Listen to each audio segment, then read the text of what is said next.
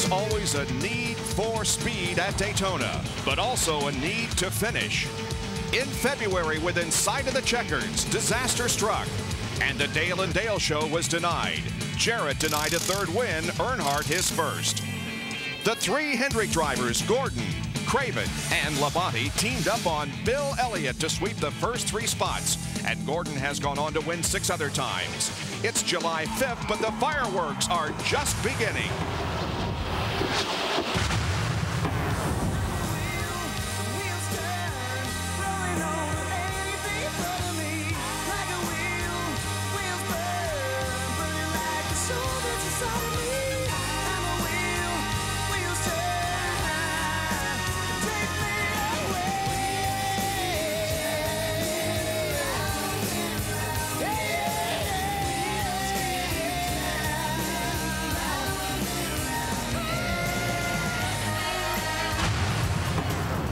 Even the sweltering sun can compete for the heat emanating from this man right here. Daytona 500 winner Jeff Gordon has been on fire during the first half of the season, making his competitors wonder if his sizzle will ever fizzle. His 7 wins and 12 top 5s have put him 92 points ahead of a marked man named Martin. Sounds like stats that could take him to Winston Cup title number 2. Well, after firing a couple of duds early in the year, Mark Martin's season has skyrocketed. He has 2 wins. He's number 2 in points. And today he's trying for his 2nd win of the season at a restrictor plate track. He wants to flex the same muscle here that he showed us in Talladega. Now, Mark is as silent as he is strong, so he doesn't usually have a lot to say, unless, of course, he wins. By the end of today, Mark Martin might have plenty to talk about. Defending Winston Cup champion Terry Labonte says consistency is the key to winning the title, and he's certainly been the model of that with 12 top 10 finishes in the 15 races so far this year. Terry may be 3rd in points, 119 behind Gordon, but he's not ready to push the panic button. Even with the 35th place starting spot today, he's not overly concerned because at Talladega he started 36th and finished 6th.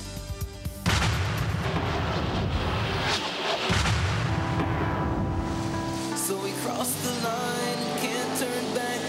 Happy endings never last, 'cause there's always more to stories never told. Is this what I've been waiting for? A life for someone else to polish all my faded dreams and put them on the shelf? Is this what I've been dreaming of? 'Cause I'm needing so much more. I'm just trying to get back where we were before. The third member of Calvin and Team Hendrick is Ricky Craven, whose season has been plagued by disappointment and even near disaster 3 months ago in Dallas. Without a doubt, his most impressive performance this year came here in February when he clawed his way from 40th to finish 3rd. Today, despite starting 39, don't be surprised if Ricky and the Big Bud Machine muscle their way to the front once again.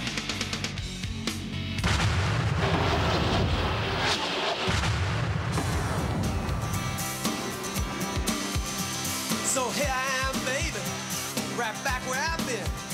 I've been tossed around and twisted up. I'm on the outside looking in. I've been chasing after fortune. I've been running after fame. It's like trying to paint the sides of a fast-moving train. It's a long line. It's a long line. It's a long line. It's a long, long line. Jeff Burton's stars sparkling like the nighttime sky on the 4th of July. He exploded into victory lane at Texas. Jeff has 9 top 10s. Disappointing finishes at Michigan and California have not slowed this unshakable driver or his committed crew. Jeff Burton is ready to join the long line of famous names that have won at Daytona. Michael Waltrip has quietly done his job this year. After driveline problems dropped him from a potential top 5 finish here in February, Waltrip has steadily climbed from 32nd to 9th in the points. He starts 8th today and thinks he has the car capable of finally carrying him to victory lane in a NASCAR Winston Cup points race. Looking for a man with momentum? I give you Ted Musgrave. A 6th place finish in Pocono got him rolling. He didn't follow that up with consecutive top 5s at Michigan and California. Today, he returns to a 2-year-old Super Speedway car. A car that carried him to 4th, 5th, and 7th place finishes in 3 of his last 5 Daytona starts. Bobby Labonte brings hustle, heart, and his dry sense of humor to every race. What he has yet to take away is a win.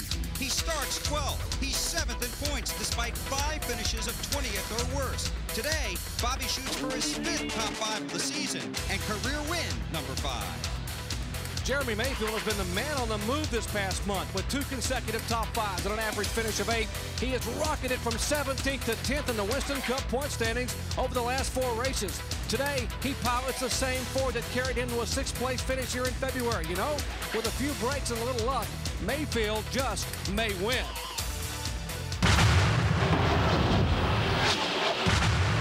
Lonely eyes have seen it all.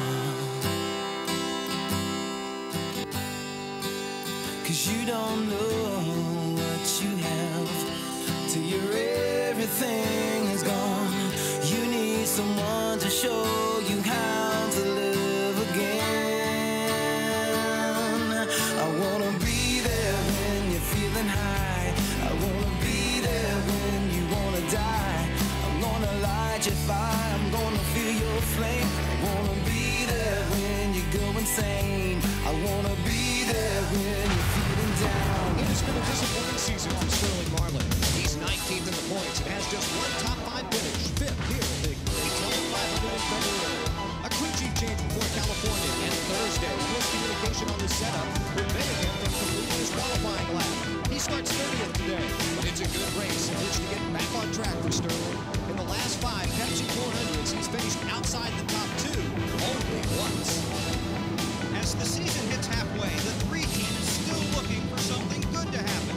Make that something great.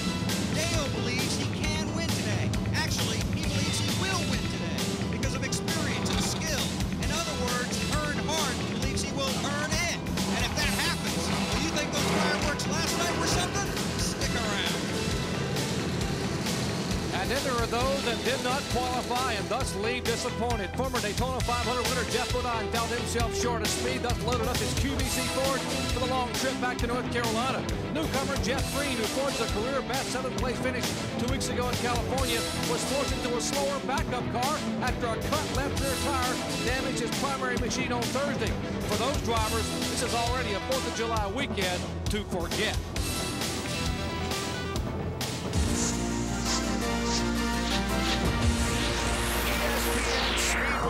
Welcome you live to Daytona International Speedway and today's running of the Pepsi 400 NASCAR Winston Cup race.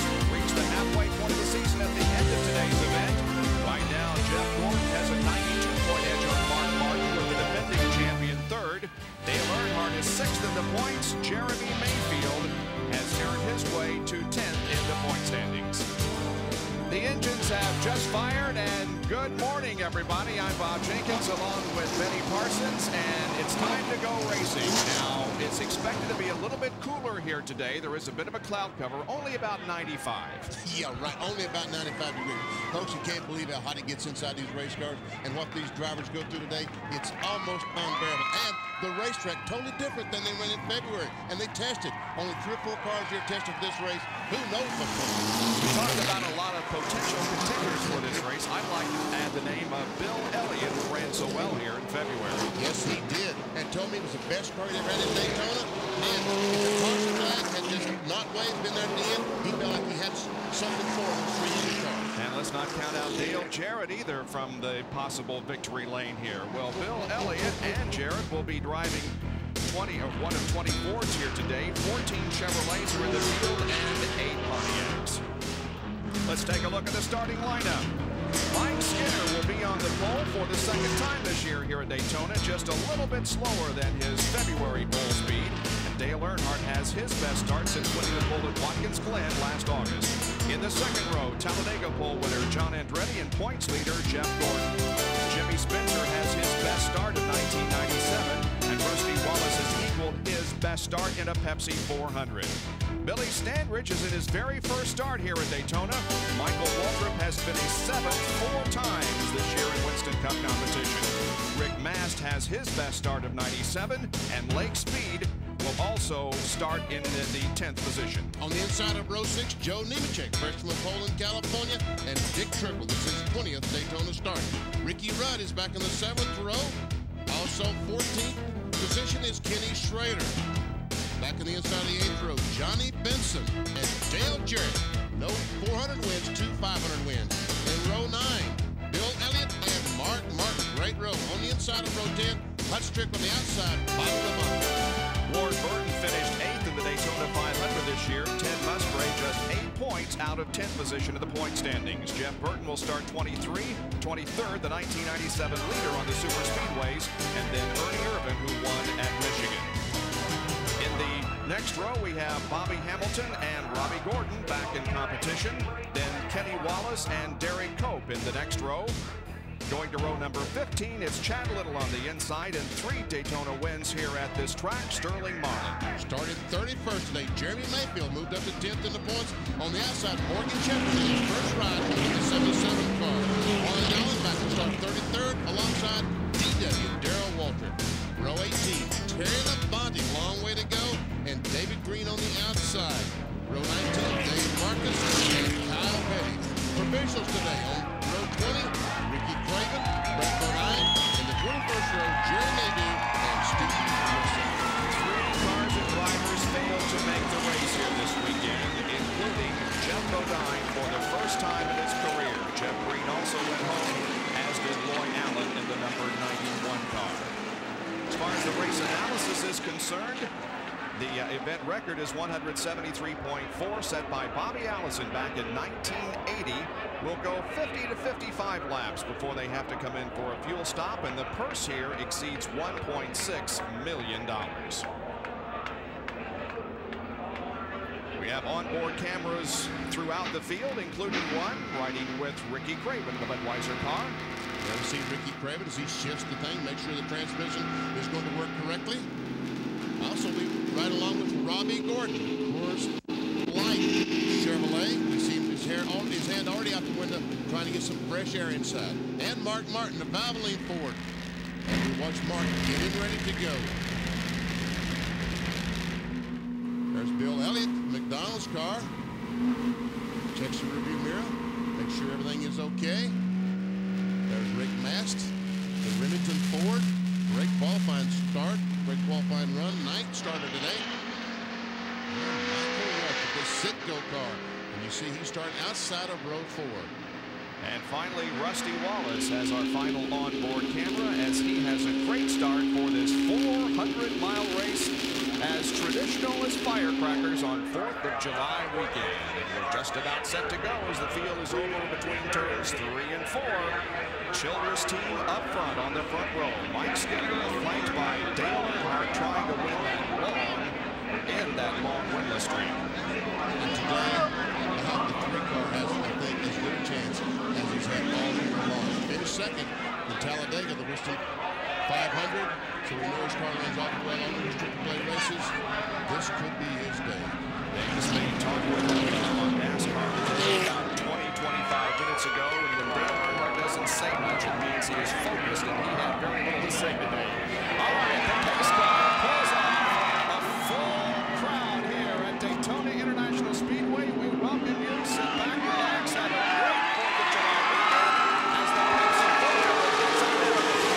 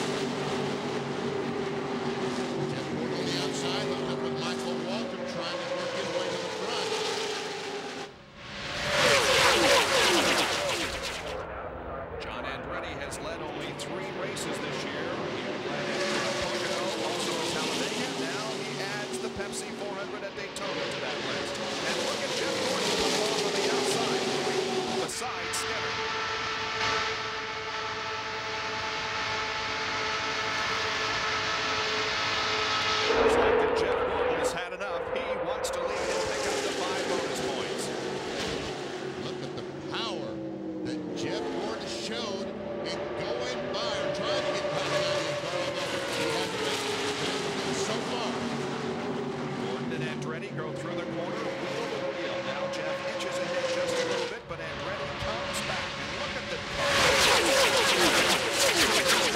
bumps. It's hard to tell where the cars are going. They're 2 by 2 all the way, just like the start of the race. They have changed positions, but they're still 2 by 2 all the way back. And Gordon did it back to lead that lap, and Andretti now goes back to the front.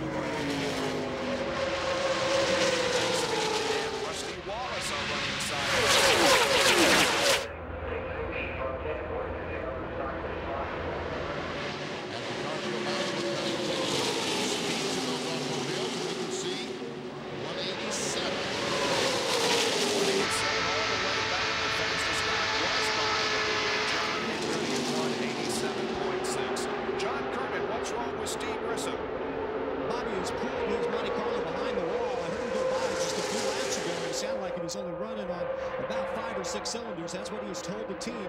So he's pulled it into the garage area. The crew's going to work under the hood right now, trying to find out which cylinder might be defective. We'll have to wait and see if they can fix it and get it back out. But right now, it doesn't look too good. Jimmy Spencer with a bold move down the backstretch. Steve Grissom started second here to get into this race, and things have gone wrong here in the early going. 3 wide at the line. We saw Jimmy Spencer pass Mike Skinner 3 wide. Skinner said, I will repay that favor, and he goes 3 wide in the trial to pass Jimmy Spencer back. Rusty Wallace looks up in the mirror, and all he can see is the 31 car of Mike Skinner. So it's John Andretti leading Jeff Gordon, Mike Skinner. As we begun, 6 laps completed, the Pepsi 400 back in the moment.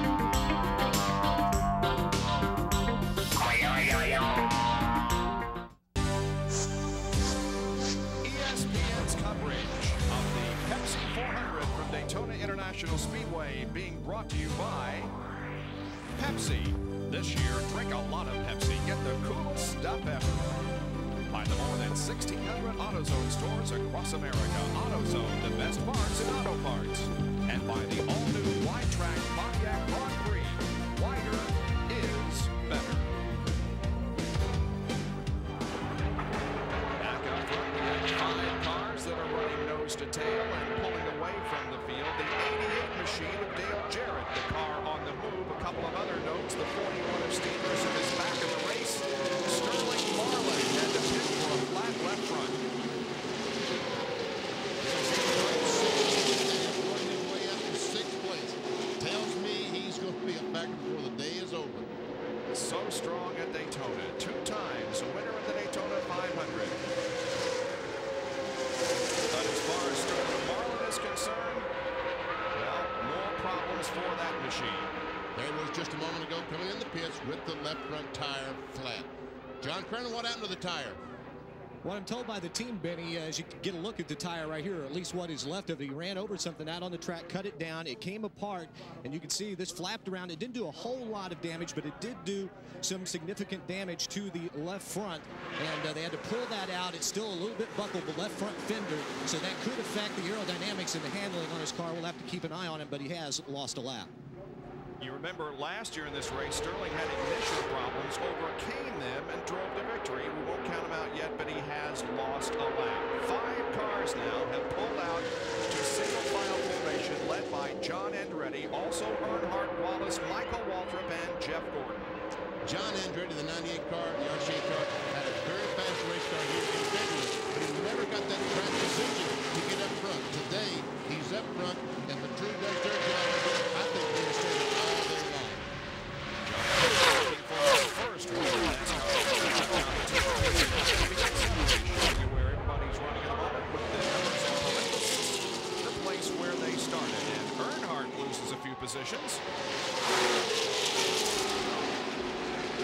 And look at Dale Jarrett on the outside of the racetrack. He's got Mike Skinner with him, and they just draft on by Earnhardt.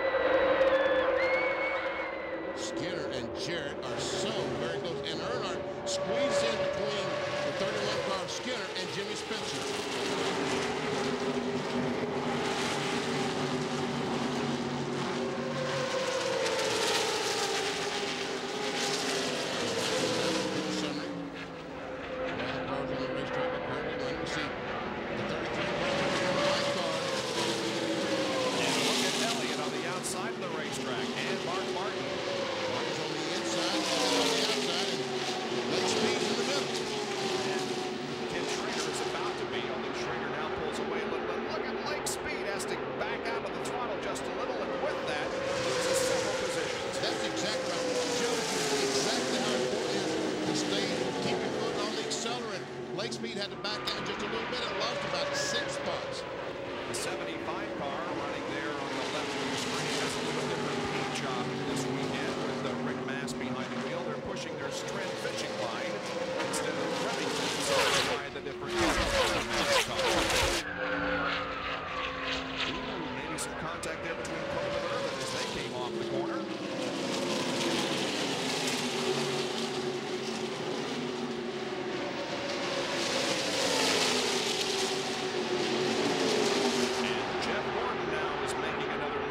Up there on the high side of the racetrack. That's Michael Waltrip down below him to trying to catch up to Rusty Wallace and John Andretti.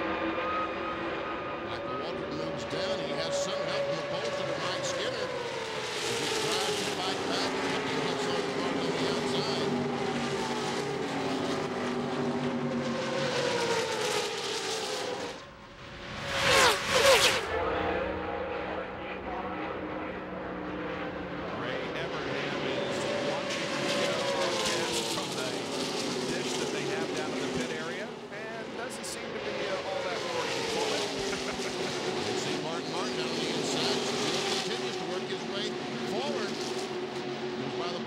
Mike Skinner now trying to get by Spencer.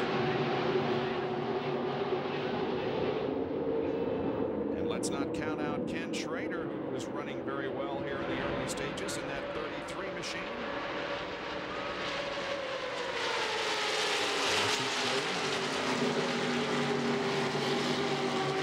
Schrader is running higher. Runs a higher line all the way around the racetrack than most of these other drivers.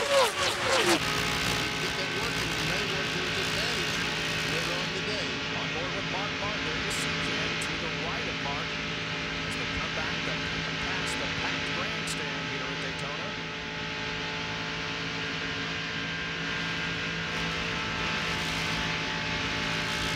All of this in excess of 200 miles an hour, or close to it.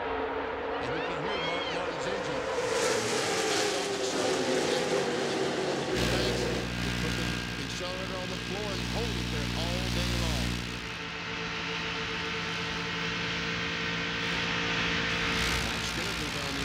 Schrader. Look how high Schrader's running. Much higher than everybody else, almost 2 lines higher. And he loses his spot. He loses his spot because Skinner just goes right by and throws him right on the back bumper of Mark Martin. The draft just sucking him right up behind Mark Martin. Now Martin is inside of Michael Waltrip, way below that white line before they got to turn 1. Man, Martin got a great run. And just blew by Michael Waltrip. Now where's Skinner? Remember, he was behind Mark just a moment ago. He's not there now. And here comes Mark. He still tries to work his way on the inside of Spencer. And let's go 3 at last. Burton down on the bottom side of the racetrack. That's Ricky Rudd working up behind the 10 car along with Jeff Burton at 99. Still.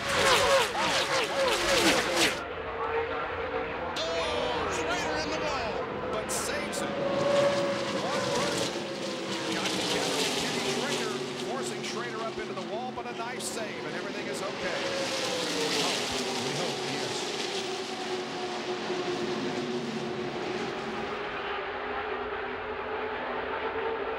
Not a lot of concrete dust flew, so I don't think get it to a watch, folks. This is real time. As Schrader goes up, just brushes the wall. If you hit it too hard, we'd have seen a cloud of concrete. You did not, so I think the car will probably be okay. And so, it still remains up front. John Andretti leading Rusty Wallace, Jeff Gordon, Dale Jarrett, and Jimmy Spencer. Those are your top 5 in the Pepsi 400 from Daytona. We'll be right back.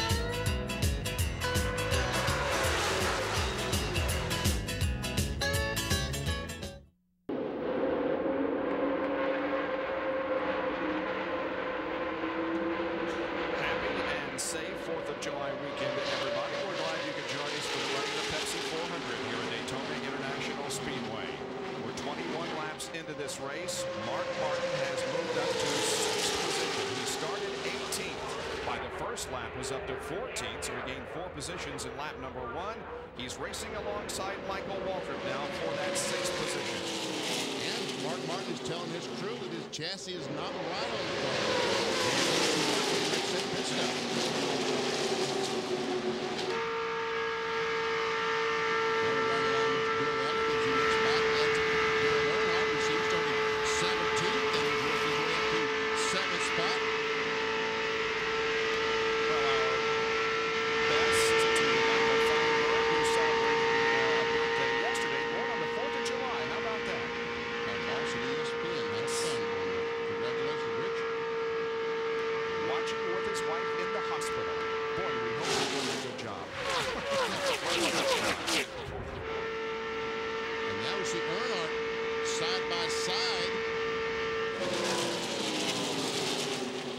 Waltrip, and we see this that when those cars run side by side, the cars in front drive away from them.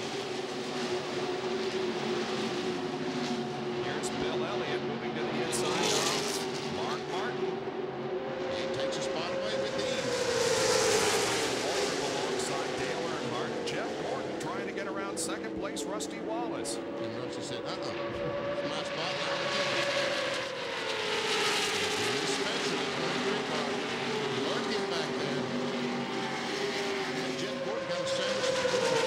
Don't they, Bob? The only top 9 right now. Jess Benny will be in the booth here this weekend. Ned has other responsibilities with CBS, and so isn't with us today. We look forward to having him in the booth with us once again. I'm sorry, Dale Earnhardt is also in the show. Bill Weber?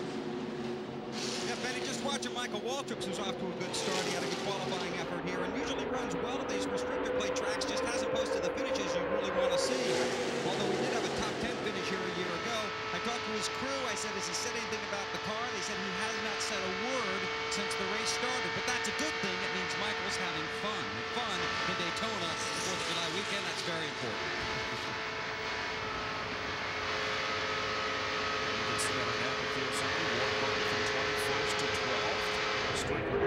Several positions.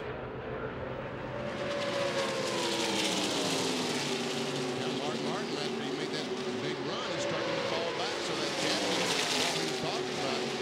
Obviously, here is stuck ahead. From Mark Martin's rear bumper, looking back on Waltrip.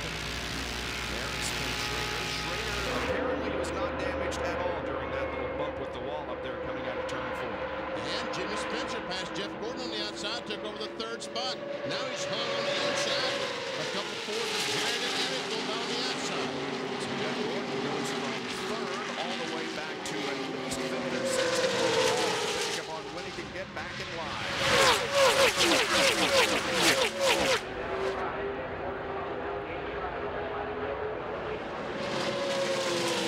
Dale Earnhardt from Jerry Putt.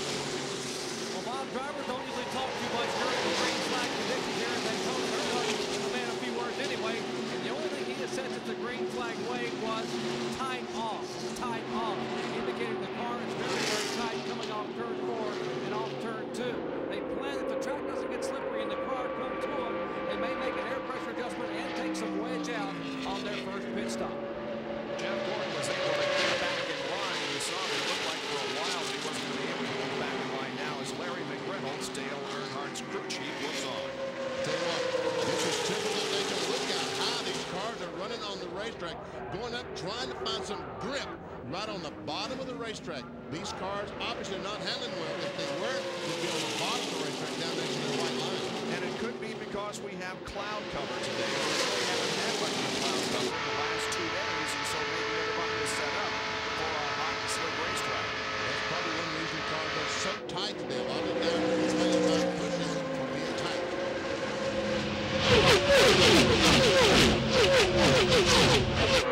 Jimmy Spencer now deciding to make a move. He moves to the low side of the track and brings Michael Waltrip with him.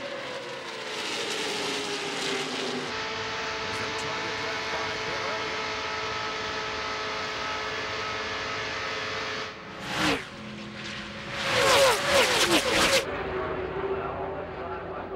And Warren Burton, the 22 car, is trying to work his way to the front. That's the highest running Pontiac in the field at the moment. Warren Burton in 11th.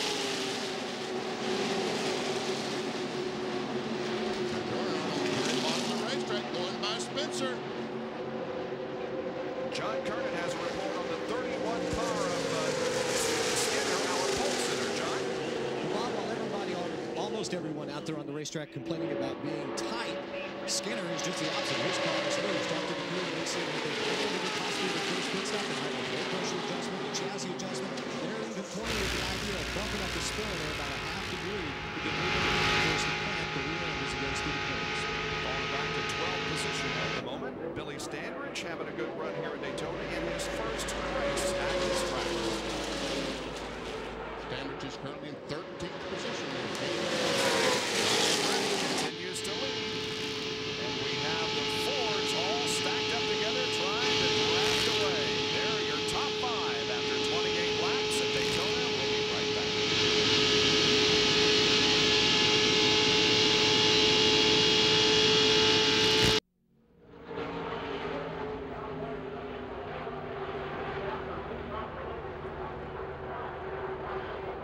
Pepsi 400 live at Daytona International Speedway as we reach the halfway point of the 1997 NASCAR Cup Series. 32 laps completed. John Andretti is at the front of the field. Dale Earnhardt went 3 abreast in turn 1 to get by Ward Burton. And Ward is on the move. He started back in 21st position, right up there fighting for the top 10 spot. You see Billy Standridge slow.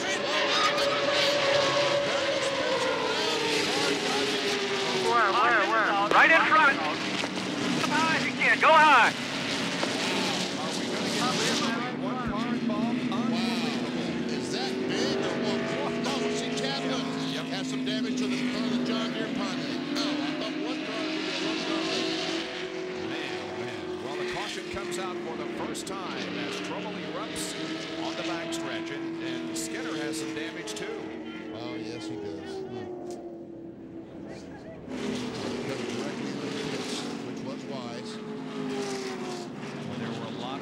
Drivers, though, who were following Jimmy Spencer and could have been involved in that incident. Here's John Kernan. Mike Skinner's pulled on to pit road, coming directly down. A lot of damage, significant damage to the right front fender and the front air dam is pushed in. Tires flat on the right front, and this is really going to mess this car up. But Skinner, the crew working valiantly on pit road, trying to get the tire on. They'll send him back out and come in and see if they can fix it. But I'm telling you what, from the looks of the damage on his front nose, this car will not run as fast as it had earlier in the race. Spencer got out of the car. He's back in it now. It's just being pushed to pit road. Let's take a look at what happened. Let me see if we can see one there. We see Billy Standridge coming off the corner of the 78 car. He comes off, goes up. He hits the wall. Hits it pretty good, as a matter of fact. And all these cars behind took evasive action. But meanwhile, Jimmy Spencer right in front of this is crashing at the same time. Yep. So, and what happened on that deal, I don't know. We see Schrader, Michael Waltrip, and Jeff Gordon barely gets by. Ward Burton takes to the infield to escape damage, and he did. So it looks like that Skinner, Spencer, and Chad Little, the only 3 cars involved in the incident besides Standridge, who was really involved in a separate incident. There is Little coming through. Now he might have gotten involved in the Billy Standridge crash. And hearing all the cars coming down pit road. All the cars are in the lead lap, and that's all except 3 or 4 up. Jerry Punch. 65 miles an hour. John Andretti just told Tony Furr the car is absolutely perfect. Do nothing whatsoever. Put 4 tires on. Fill it full of fuel. How about if Jeff Gordon, Bill? Same story, Jerry. No changes. 4 tires, fuel. Ray Evernham said, make sure you get that grill good and clean. Gordon has his right side tires on, gets his left, and the race car. Andretti's on the pit car. Michael Waltrip right in front of him, airtight, and they almost hit the pit car. There was some contact there between Andretti and Gordon. There was some contact. These cars can't stand much contact. You see Jeff Burton back there smoking the right time. Bill Elliott was the guy that won the race off pit road. He will take the lead in McDonald's Ford. Everybody else off pit road. While Jimmy Spencer has arrived from his incident back in the backstretch. And the 25 car of Ricky Craven, it appears, is being pushed behind the wall. So the first caution is out here with 34 laps complete in the Pepsi 400.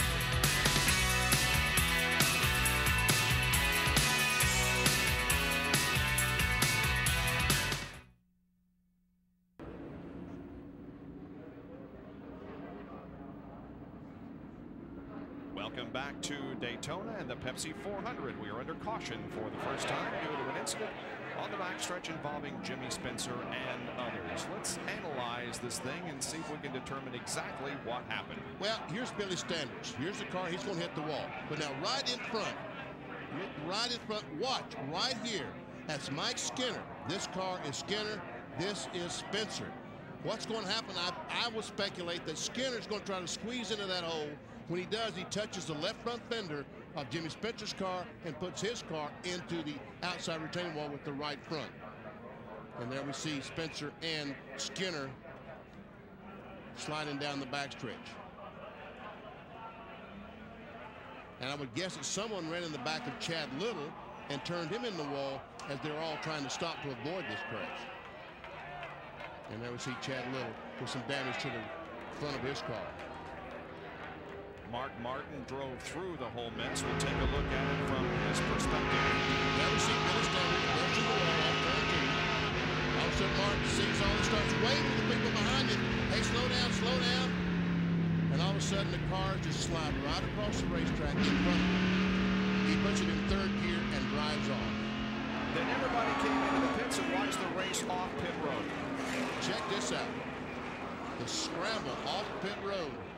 Jimmy Cox, he's out of harm's way. He's over behind the wall, holding up that green sign that says go. Now watch this. Watch the 24 car. He's going to hit the 21 car with his right front. No, I'm sorry, it's the 98 car. He hits it with the right front. I wonder what kind of damage that he has, and he can't make a pit stop because he loses too much track position. Doesn't take much to incur some damage. John Kernan, what's wrong with Ricky Craven? Well, Bob, during that melee out there on the backstretch, a rotor broke off of someone's car. It flew in right through this right there into the radiator, broke the radiator, so Ricky had to pull it behind the wall. They've had to replace the radiator. Let's go to Dr. Jerry Punch. Well, Dale Earnhardt has a hole, about a 2 by 3 inch hole in the left front bumper. It's actually just to the left of the where you would normally see the headlight there in the front of the Goodwrench Chevrolet. There's a small hole. They're suspecting it may have been upon impact with Bill Elliott early in the day, but there is a hole just to the left of where it says Monte Carlo there on the left front of the car where it's indented back in there. By the way, during his pit stop, there's the hole. You see as the car comes closer, you see that small hole in the front bumper area. They did take a rubber out of the right front of the car number 3, and then get a better shot of that hole. 2 by 3 inches in the left front of the Goodwrench car. Took a rubber out of the right front, made an air pressure adjustment to try to loosen the 3 car up so he can get it to turn in the corner. Here's the pit summary. John Andretti will line up second. He was first when he came in for a pit stop. Rusty Wallace from 2nd to 5th. Jarrett from 3rd to 12th. Bill Elliott picks up 3 positions. He's the leader as we're about to go back to green. And Ken Schrader lost 1 position from 5th to 6th. Yep. You see, the 75 car had to go the end of the line because his crew, a tire was loose on pit road. And the penalty got to go back to the end of the longest line. Bill Weber, how about the right front fender on Jeff Gordon's car? Well, Benny, they did make contact down there. Greg Evernham said they're going to watch these next 2 laps as the green goes back out to see how the car handles. They don't think the damage is too severe, but they're going to find out when these cars get back up to speed.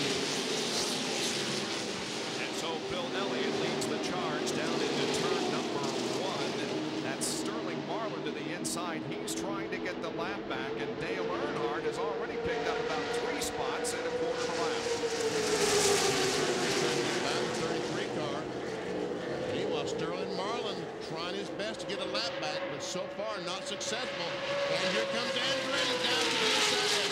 Goes by Bill Elliott. Well, that car is very strong for John Andretti. He led before the caution and now takes the lead as we go back to green. When they come lap with Bill Elliott in 2nd position, then Michael Waltrip, Jeff Gordon, and then Rusty Wallace. Look at Dave Jarrett trying to get around Sterling Marlin.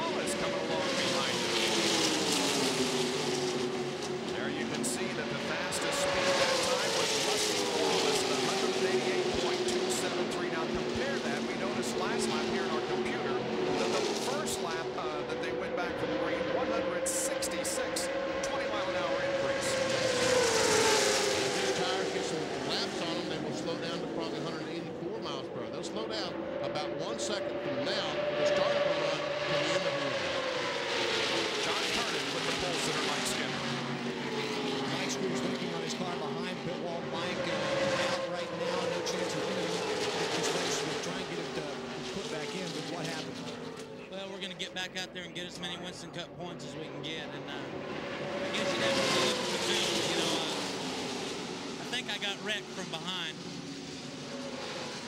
There you hear the comments. Mike Skinner explaining what happened. Let's go to Dr. Jerry Punch. This caution, a downer for Skinner, but it may have been a plus for Earnhardt. Maybe Dale Earnhardt's luck is changing. Just as the caution came out, Earnhardt radioed, I think I've got a problem. Indeed, he did. Take a look at the right rear tire. He had about a 2-inch slice. The tire was going down. He would have had to pit and lost a lap, but the caution came out and saved him. He is now on the lead lap, still hoping for that win today. Still very much in contention. He's running in third position now. Is it fourth spot? No, make that fifth position. No, fourth. It changes so fast it's hard to keep up. Well, Sterling Marlin there, the fourth car in line, is a lap down, so Earnhardt is in fourth spot.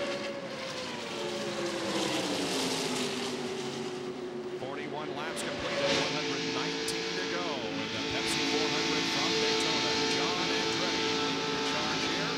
Back with more in just a moment.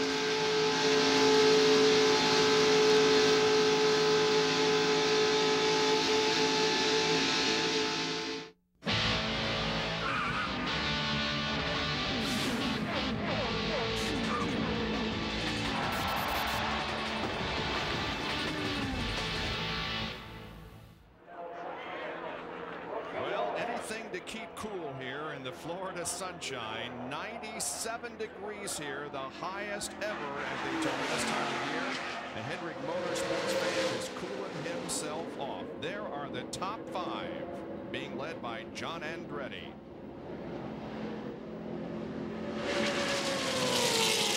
As we talked about, track position is so critical now. If this thing goes John Andretti, Tony Burton, these guys did a great stop the first time. Bernie Ehrman is beginning to show some strength here. He is running alongside Michael Waltrip. Meanwhile, Earnhardt and Rusty Wallace are side by side. Earnhardt taking over that third spot. Bomb Rusty. Jeff Gordon trying to follow. And he will. Rusty Wallace goes from third to fifth. Now have a chance to slide up back in the drafting line. Boy, these cars really bounce along, don't they? Oh, I'm telling you, they do. Here's another Napa field summary for you.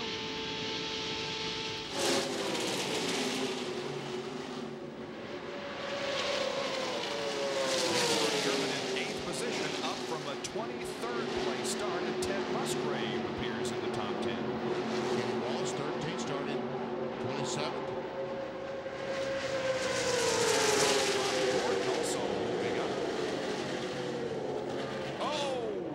Elliott and Earnhardt make some contact. This is a battle for second spot.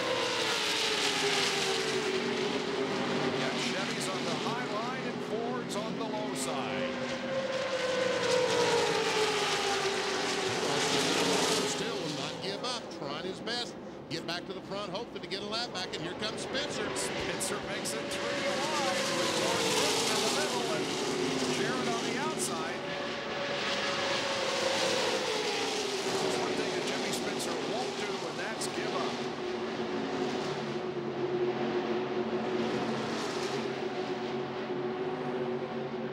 Yeah,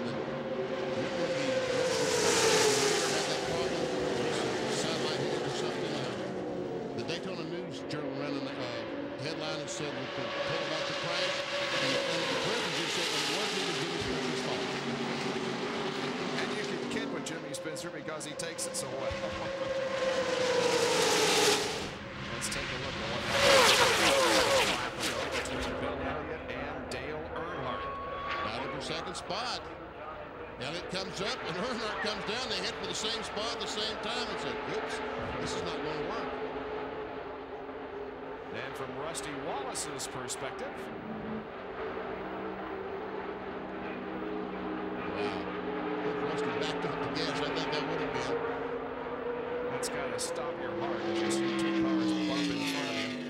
And now Sterling Marlin has worked his way back up to the 3rd position. He is not running 3rd on the racetrack. He's a lap down, but in line, he's 3rd. Good chance to get a lap back. He's in 36th position, 1 lap down, 3 wide once again through the corner, all the way to first. On the pylon, he's doing his spot. A remarkable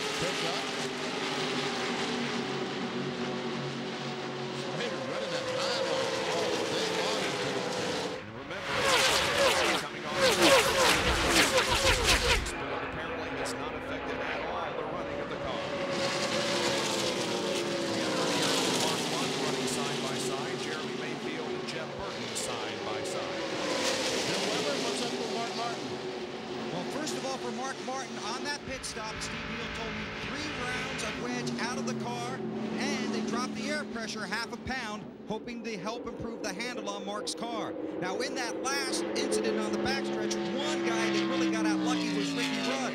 His right front tire was cut severely when he ran over debris at speed. Rudd was able to limp back here and get back out on the track okay. He was 13th when the caution came out and only lost 3 positions. He lost those when he was blocked in by the 42. You hear us talk about the inner liner a lot? You can see that pretty handily right here. It is still fully inflated, and that helped keep Rudd safe and get back to pit road. Both Rudd and Dale Earnhardt were benefiting from that caution that we had. Spencer got sideways back in the backstretch. Ricky Rudd started 13th, currently 17th, but is running well. And we're trying to see whether this group will be able to catch up with the leaders.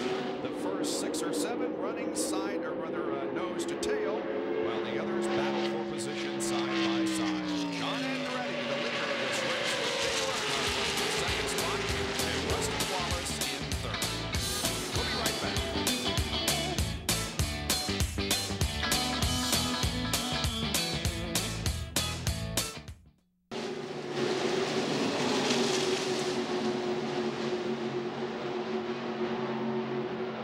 Bob Jenkins, Benny Parsons, Jerry Punch, Bill Weber, John Kernan back at Daytona with the Pepsi 400 NASCAR Winston Cup race. 54 laps into this 160-lap event. John Andretti leads. Earnhardt now is in second, passing Rusty Wallace.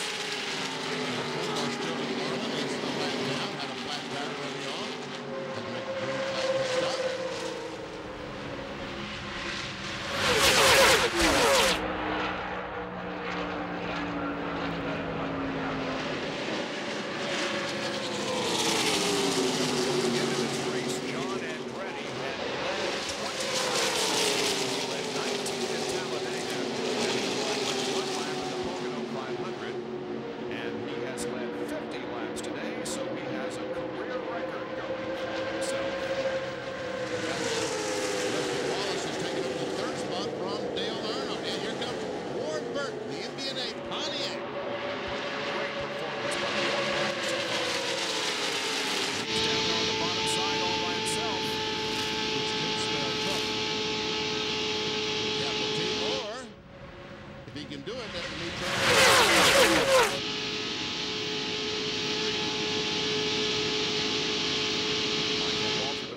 Running the low line below Bill Elliott. Now Ward gets back in the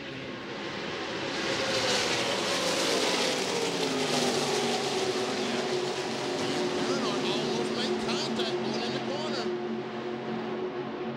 The shredder's on the bottom of the racetrack. I think that's the first time we've seen the 33 car today down there.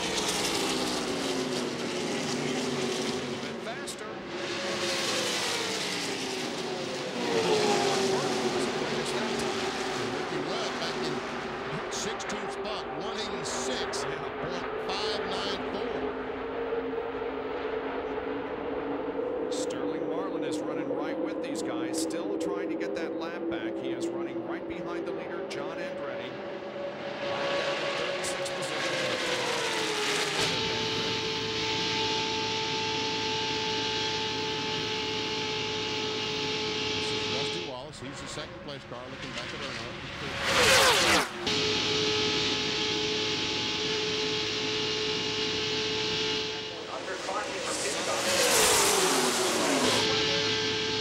Jeff Gordon has been dropping back here. He's out of the top 10. Did he have some damage with that incident with Andretti on pit road?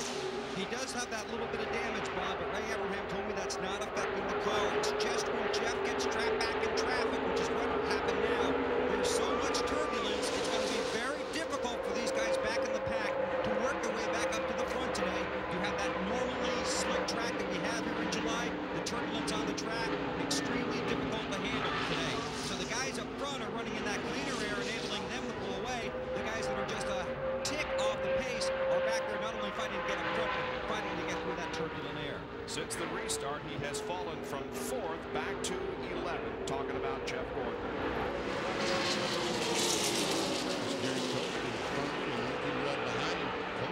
Spot now. And there's the distance up to the leader, John Andretti.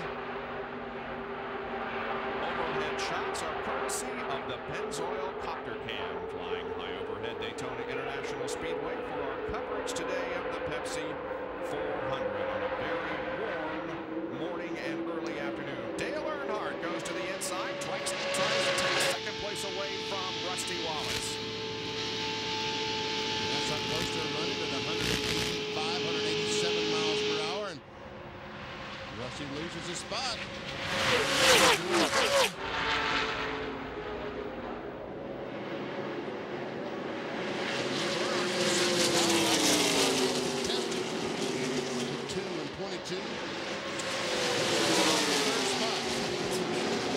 Place your bets. Elmore gets it. All of a sudden, Rusty Wallace is having some struggling. Rusty is struggling. I don't know if it's one out of the track. All of a sudden, the car just went away. Ford and Kenny Schrader were able to get by him. Now here comes Michael Waltrip and the 28 of Urban.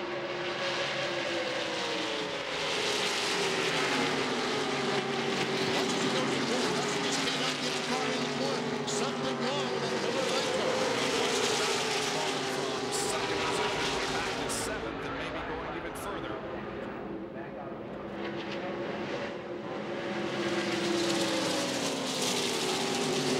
Jerry, how about John Andretti, who continues to lead this race? Well, Bob, a moment ago, John radioed crew chief Tony Burns, and the car is absolutely perfect. This morning, Tony saw how overcast it was going to be. In fact, it was considerably cooler, and he made a late call. They changed both front shocks to free the car up, and right now, John said a moment ago, hey, Tony, that shock change, we're killing them here in the corners. No question, the car is running very well. Able to hold off all challenges so far. He lost the lead on the yellow flag and the pit stop, but gained it right back.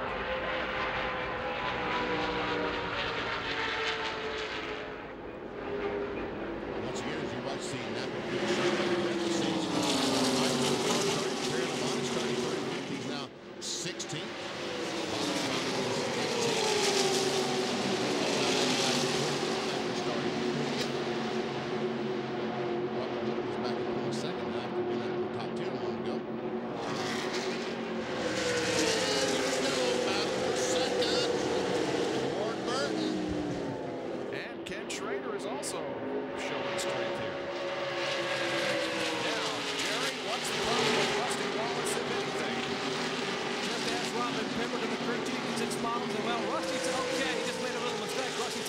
Got out of line. That is a problem. So Burton now has Michael Waltrip in the battle for second position here between Burton and Earnhardt. Battle for 4th as Michael Waltrip and Schrader are side by side in the corner.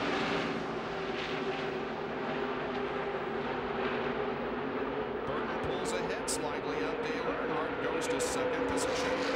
So we got a Ford leading, a Pontiac running second, and Earnhardt, Chevy running in 3rd position, although he's about to lose it. There you can tell how hot it is today at Daytona on July 4th weekend. Back in a moment.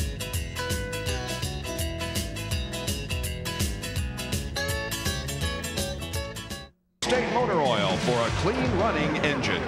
This is an 830 CFM carburetor. That means it flows about 830 cubic feet per minute. The driver hits the throttle, opens it up, air and fuel goes in and gives it the horsepower. At Daytona and Talladega, NASCAR slides an aluminum restrictor plate under the carburetor with 7/8-inch holes.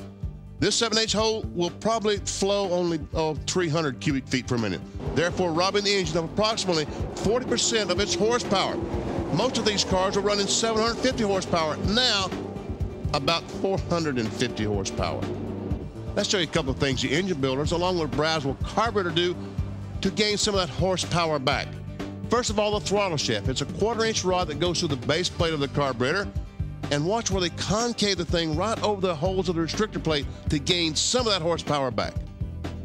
Next, the fuel discharge nozzle insert, commonly called the booster. Now, normally it's straight like that, but they taper it for restrictor plates.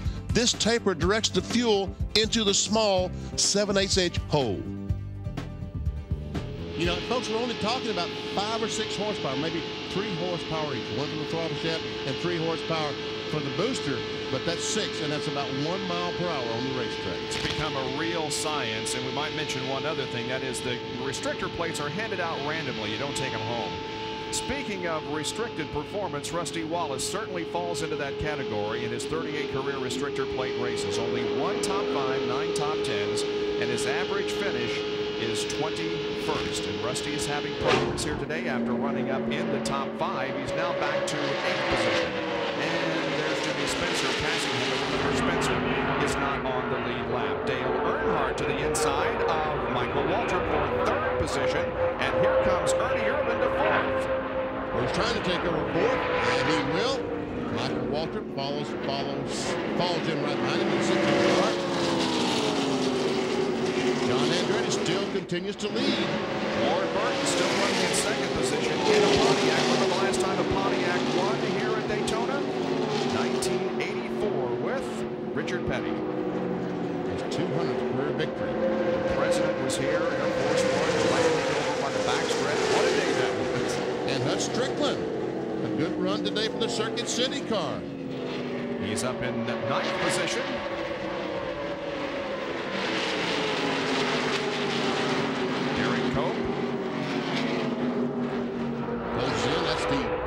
Multicolored car. Jeff Burton right in front of him, the X-Side car. And Terry Labonte has gotten by Jeff Gordon. Terry Labonte, since the restart, has moved from 25th position, which was on lap 38, up to 14th now as we've completed 71 laps, actually. Jeremy Mayfield has a problem. The RCA car on the bottom of the racetrack looks like he's off the pace. He was running in the top 10, moved into the top 10 just briefly, but now Mayfield has fallen back to 16th.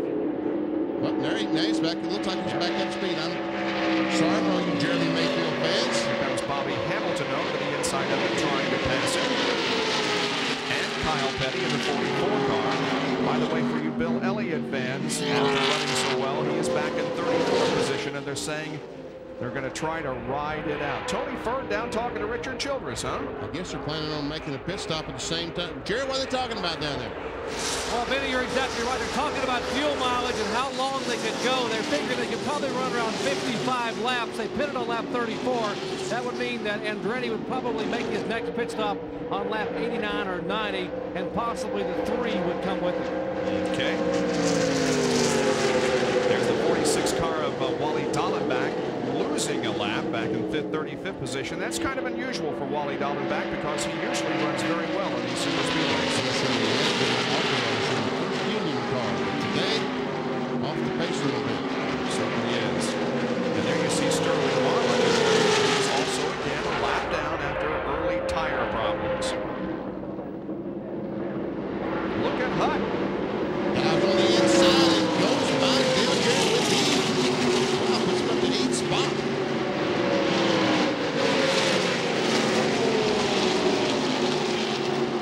See those cars running side by side and battling back at 183, 182 miles per hour. The leader running 184. And remember, when it's the green flag, the cars started on the first tire, 186, 187. Look, down to 184. And you wonder if tires make a difference, first tires make a difference. You can see it.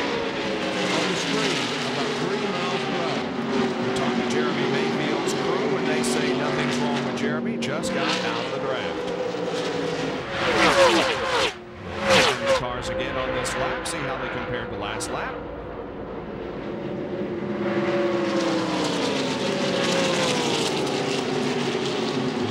The leader this time, Rusty Wallace, was half an hour faster than the leader. And Rusty's worked his way back. And Ernie Irvin is up in third spot. Let's see, around 184, even faster than the leader. And Andretti was faster that lap than the previous one.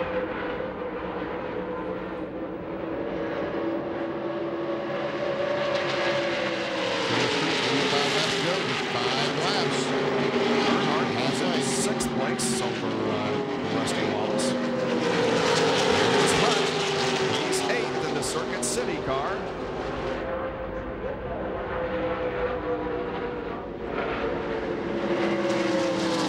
Earnhardt on the inside of Michael Waltrip. And down on the inside of Strickland makes it 3 abreast in 1. Strickland has not led a lap, but started 19th and is currently up to 8th spot. So still a lot of positions being fought for and exchanged up front as the car of John Andretti, well, he's running with the big dogs today, showing the way here by about 0.2 of a second over Ward Burton. Ernie Irvin is 3rd. Ken Schrader is 4th. We'll be right back.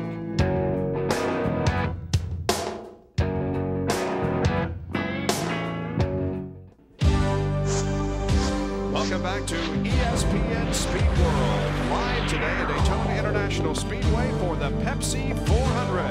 And we're being brought to you by Quaker State, the quality your car deserves. By Smooth Busch Beer, an easy drinking Busch Light. Busch, the official beer of NASCAR. And by Daytona USA, the ultimate motorsports attraction. One of the many things to see here in the Central Florida area. Well, Sunday at 8:30 Eastern Time, the auto racing excitement continues on the Deuce with coverage of 3 Legends car races, late model stocks, and Parts Truck Series from Lanier, Georgia. Only on the Deuce, Sunday at 8:30 Eastern Time. Here we go, the 98 car, Larry McReynolds, Tony Ferg. Got a lot of discussions going on down there. And we see Ray Evernham and Tony Glover talking things over. Glover, of course, now working with the Joe Nemechek car. Well, we're reaching the halfway point as they cross the line this time. John Andretti will lead the 80th lap. We're halfway through the Pepsi 400 in a race that's going very, very quickly. $10,000 from Gatorade for doing this. I did not know who that promo now, John Andretti. And Dale Earnhardt goes way up on the racetrack. He's running in 4th spot.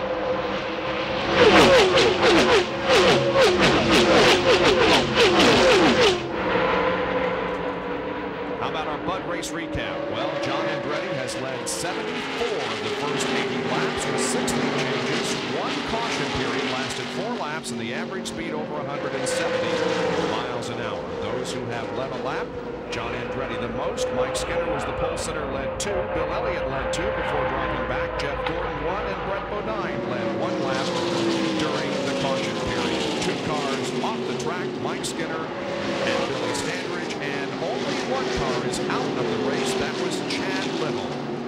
Jerry Punch, what's the report on pit strategy? Pit stop should be coming up soon.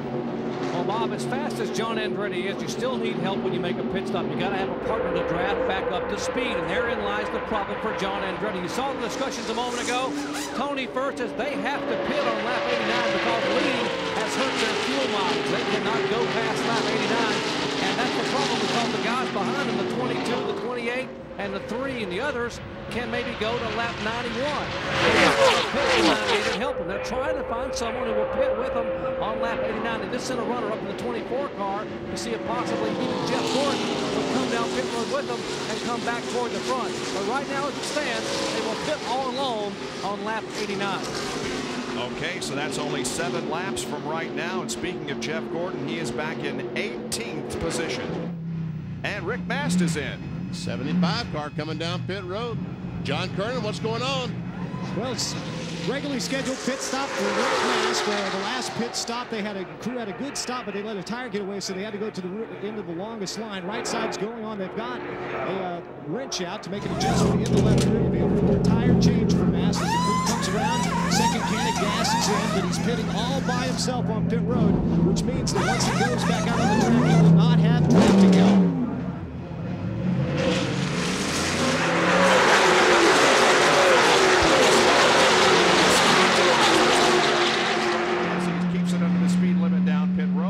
The cars on the racetrack are running. Now he can accelerate and get back to speed as fast as possible, but still he's probably only running 70 or 80 miles per hour, and the entire field is blowing by him. Back to the lead, and here's Rusty Wallace battling for Michael Waltrip, battling for fifth. The 23 car, the Camel car, is a lap down. This is the 4 car. Schrader again. As he has been. 34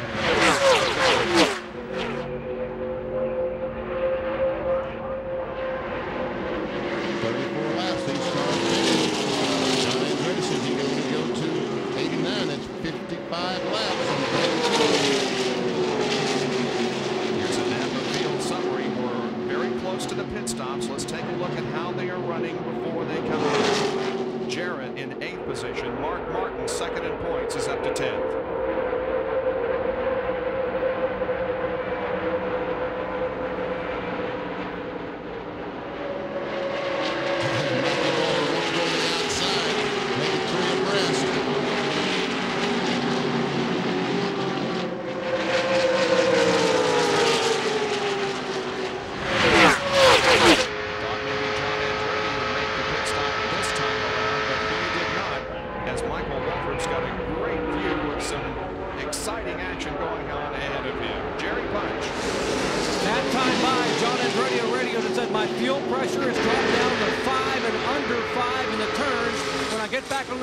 Goes back up to 7.5, but I've got to come next time. So he's going to come down pit road, possibly next time. Hold on, here's Tony Furr talking to Furr, says try to make it one more lap if you can. I don't think Andretti can make it. We'll see if he comes on his own this time out of turn 4. This is called a roll of the dice. Do you stop? Do you do what the crew chief wants and stay out one more lap? I have a feeling he's coming in. You can't run out of fuel. You just cannot run out of fuel, especially on the back straight. You coast in. But he's not going to come in. He's staying out there. Andretti is making another lap. Will he run out of fuel on this lap? There's Tony Furr, and he is saying, you got to go one more. Hut Strickland comes down pit road and is the first of those in the top 10 or so to come in. I just happened to glance up a moment ago in turn 2. Hut Strickland almost crashed. So we got to get these tires off here. I'm coming in the pits. Bill Weber. And Hut is here. Now look for some teams to make the risky call of putting on just 2 tires in this round of pit stops, trying to pick up track position because we've had so much green flag racing. Hut has right side tires on. He will get 4 tires, 2 cans of Unical fuel. He will not have a drafting partner trying to cool the driver with a fan. Plenty of fuel in the car now. Waiting for the 24 to come down pit road as the Rainbow Warriors climb up on the 1. And the 8 leads to Jerry Punch. Well, they rolled the dice and they won because Andretti didn't made it one more lap as Tony Furr won it. And here comes Jeff Gordon down pit road. Tony Furr had just run down the Gordon pit and asked for help. The 24 flashes by. The 98 comes to a halt. 4 tires. They will clean the windshield. You hear John Andretti revving the engine. Has the clutch in. Does not want to stall it. A chance to pick up the front wing. Right side tires are on. Left front lug nuts off. Left rear lug nuts off. Left front and left rear tires on. They're about done. 4 tires for Gordon. A wedge of fuel is in Gordon's wing. He's going to beat out Andretti. They'll be able to draft together when they get back out on the track. Andretti and Gordon. Andretti pulls in front as they get back on the racing surface. So we'll watch those 2 hook up as the green flag continues to be out. Ward Burton has now picked up the lead. John Gordon. And problems for Terry Labonte. He almost missed his pit. He's going to have to back it up. He's in. He's out of the rear end's out of the box. The NASCAR official has not said anything. The right one can be out. There will be a full tire change is what we planned. I think Terry just didn't see his pit in time. Now they're coming around to the west side, had a little bit of a problem on the right with Derek. Look at the engine. Tell him to hurry, hurry, hurry. And make sure the grill is cooled off. Sitting, waiting, getting the lug nuts tightened. Tire, and Terry Labonte is headed down pit road. And the interesting thing that we saw when Hut Strickland was pitting was the portable fan that one of the crew members took over the wall to cool him off. Ted makes his pit stop and goes back on the racetrack. There we see Terry Labonte as he exits pits. And John Andretti got lucky, Bob, because when he goes back on the racetrack, he was able to hook up with the lead grab and really doesn't have to run out there by himself. He can hook up with some fast cars and maintain that good speed. Washington comes off the corner on the back of that 21. And with those fresh tires, John Andretti going by the 21 car, going by the 22 car. Wow. John Andretti's best finish here in Daytona, 23rd in July of 1996. He has an extremely strong car today. Other pit stops are being made. Derek Cope, Morgan Shepherd all in, so is Brett Bodine. They're in and out of the pits as the action continues on the racetrack. And Dale Earnhardt now has led a lap, getting the 5 bonus points. John Andretti wants to get back in front in case the caution flag should come out. He can make it right now. If the caution comes out, he can make up 2.5 miles on the field as Derek Cope tries to get up to speed in the Skittles Pontiac. Pretty remarkable statistic there for Dale Earnhardt. He has never, of course, won the Daytona 500, but he's won this race twice in 90 and 93. Bill Elliott has been in, so is Johnny Benson. Well, Bill Elliott is just now coming to the pits. I wonder if he's going to raise the hood. Look at the smoke coming out of the car. Yes, they are raising the hood, trying to figure out what's going on. Bill Weber? Benny, they're going to do a regulation pit stop here, but they are going to look underneath the hood. Mike Beeman told me a few laps ago he's afraid it's a rocker arm. They were hoping it's a plug wire, but they're afraid it's a rocker arm that a guy on the board has sounded terrible. They've got the right sides on. This is going to be an extra long pit stop. Dale Jarrett and Jerry Punch. All right, Todd Perry and the crew come scrambling over. They will change all 4 tires. They will make an adjustment in the right rear of the car, a small track bar adjustment as Musgrave pulls in right in front of Dale Jarrett. 2 rounds in the right rear, right front tire, and right rear tire. A little bit of trouble now with the right front. They go to the left side. Let's check into the Mark Martin pit. Now, major chassis adjustment on the right side for Mark Martin. He gets 4 tires, waiting on the left rear. It's done. The fuel's in, but a big chassis adjustment for Mark Martin. He leaves Dale Jarrett, and Bobby Labonte pulls away from his pit at the same time, followed by Ted Musgrave. Jarrett out with a big puff of smoke as he spun the tires coming out. Michael Waltrip is in. And what a day it has been for the Citgo Ford and Michael Waltrip. A great run. He brings that Ford into the pits, and his crew will go to work. He angles it perfectly for leaving the pits. There'll be no one in front of him. They're going to make a 4-tire change here, put in the fuel, and they will make a chassis adjustment. 1 round, now a second, now a 3rd round out of the Citgo Ford on the right side. Working on the left side tires. Michael Waltrip sits in the car. They clean the windshield. The fuel is in, the tires are all on, and Michael's back in the race. He'll have Rusty Wallace, maybe Ken Schrader, and perhaps Kenny or Jimmy Spencer as a drafting partner. A loose tire out in the grass from Kenny or from Rusty Wallace's pit, actually. It's out in the grass between pit road and the front stretch. Here comes Ward Burton in. He led a lap a few laps ago, but now comes in for his stop. There he is, along with Darrell Waltrip, who is going back out on the racetrack. The crew going to work on the MB&A Pontiac. You just saw the most courageous man here when he went out in the grass and got that tire. Bill Weber? That was pretty brave. He did that while Ward was coming in and while Darrell Waltrip was exiting the pits. Now Ward's got right side tires and fuel, working on the left side, putting on 2 more Goodyear Eagles. Fuel is in. They clean the grill, and now Ward stalls it. He's going to have to be pushed out. He gets it started. Now, when will the 3 pit? Jerry Punch? Hey, Bill Weber, listen to this. I just talked to Richard Julep. They have told Dale Earnhardt, stay out, try to stay out, watch the fuel pressure. If you can stay out for lap 97, if you can, that'll be our last pit stop.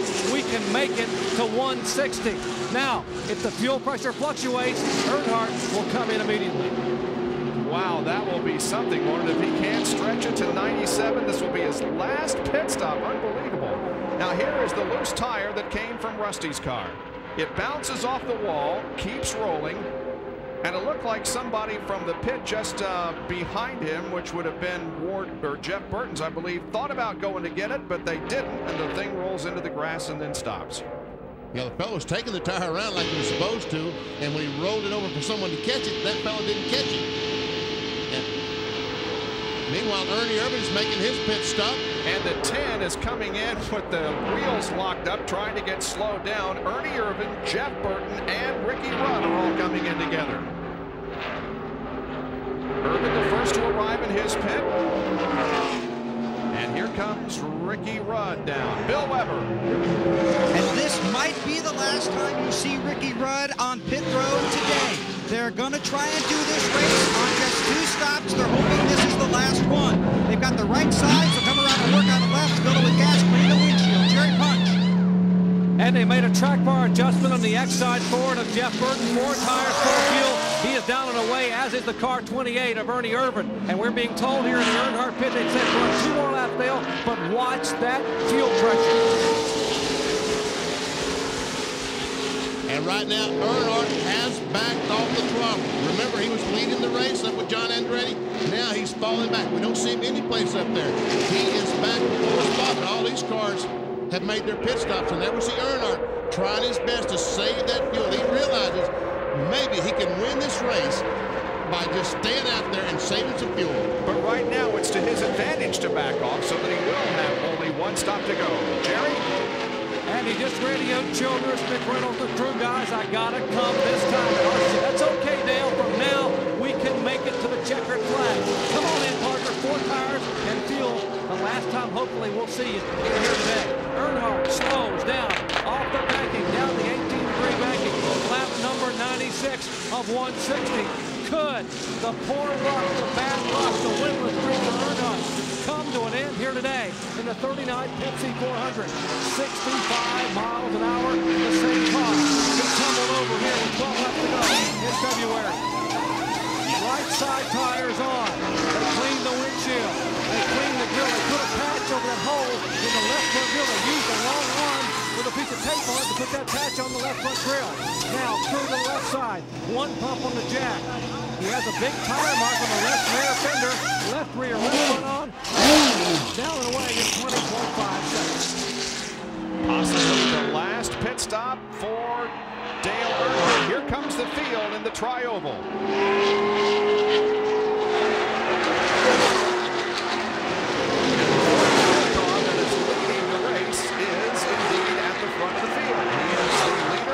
The 21 car of Michael Waltrip second. So, Mark Martin broke a 42-race winless streak at Sonoma earlier this year. Could Earnhardt break his 42-race winless streak here today?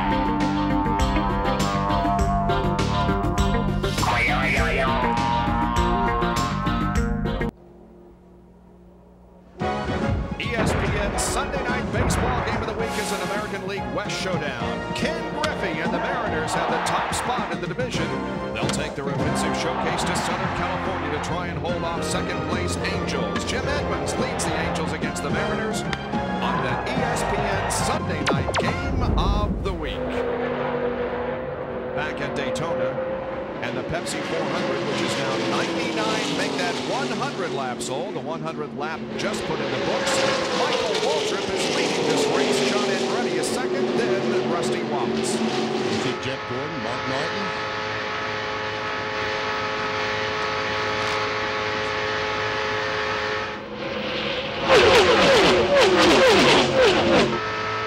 John Andretti is showing he has a fast car all day. Is he fast enough to go by the 21 car? Not that lap.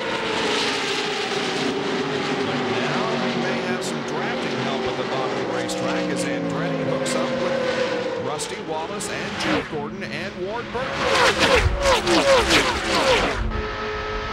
And that line is going to prevail. Yes, it is. And John Andretti back in front. But he has to stop again. Ricky Rudd, Dale Earnhardt. Can they run to the end of the race? This is looking back from Michael Waltrip to Mark Martin, and on the right is Jeff Gordon, way down on the bottom side of the track. Jeff Gordon certainly did pick up some position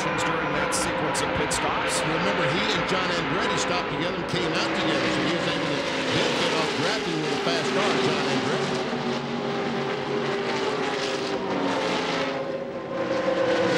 Maybe there was something wrong with Jeff Gordon's car. He came out of the pits on the first series of stops, but obviously everything is okay. And pit stop is put back in contention. There's a gaggle of cars. You see Earnhardt right at the very back of that line. It's Kyle Petty in the middle of the 44 car in the middle of the screen. He was leading the race when we went to break. And now he is back in 11th spot as Terry Labonte goes by, so make him 12th spot. John Kernan. As you said just a few minutes ago, Kyle Petty took the lead, and we had speculated here on pit road perhaps it was only a 2-tire change. No, I came down and checked with his crew chief Bobby Kennedy. They did a 4-tire change, and get this, 17.5 seconds. But like most everybody else in the field, they also have to make one more stop. So we'll keep an eye and see if they have another quick one. Kyle Petty, 22nd in the point standings coming in. Kyle Petty's spotter telling him there's a car on the outside of him. And that car would be Derek Cope. I thought Labonte was passing Kyle Petty the last lap. This restricted plate racing, you got to pay attention because it changes every straightaway, it seems.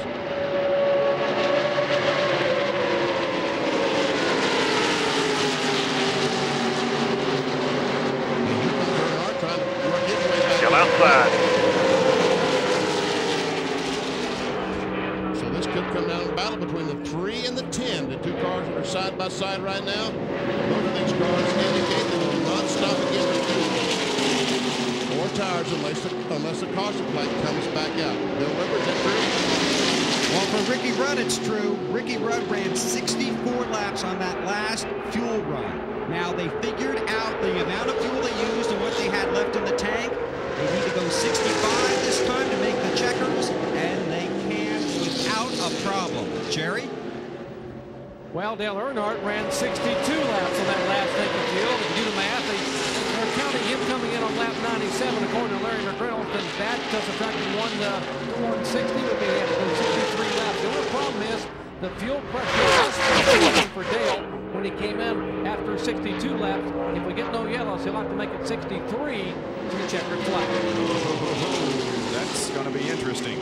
Well, one of the guys that certainly did not benefit from the pit stops, as several did, was Hut Strickland. He was running up to the top 10, now back in 23rd position. Just before they were seeing Hut Strickland going down in turn 1, just before the pit stop he made, I told you he almost spun, so he had to slow down for a couple of laps, and all it takes is 2 or 3 seconds. I mean, he's only right now, how far behind the leader is he now, Bob? Well, he's about 5.5 seconds. 5.5 seconds, and easily he lost 3 or 4 seconds when he had to slow down because of the tires warm.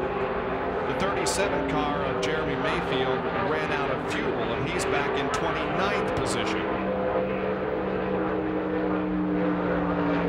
Michael Waltrip, Mark Martin, Bill Elliott.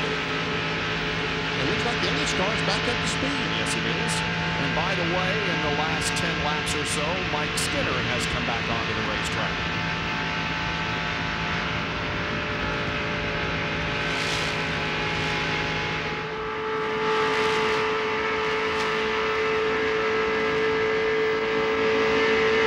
Michael Waltrip, his best finish here at Daytona, 6th. That happened in the Daytona 500 in 1995. Currently running in 4th position.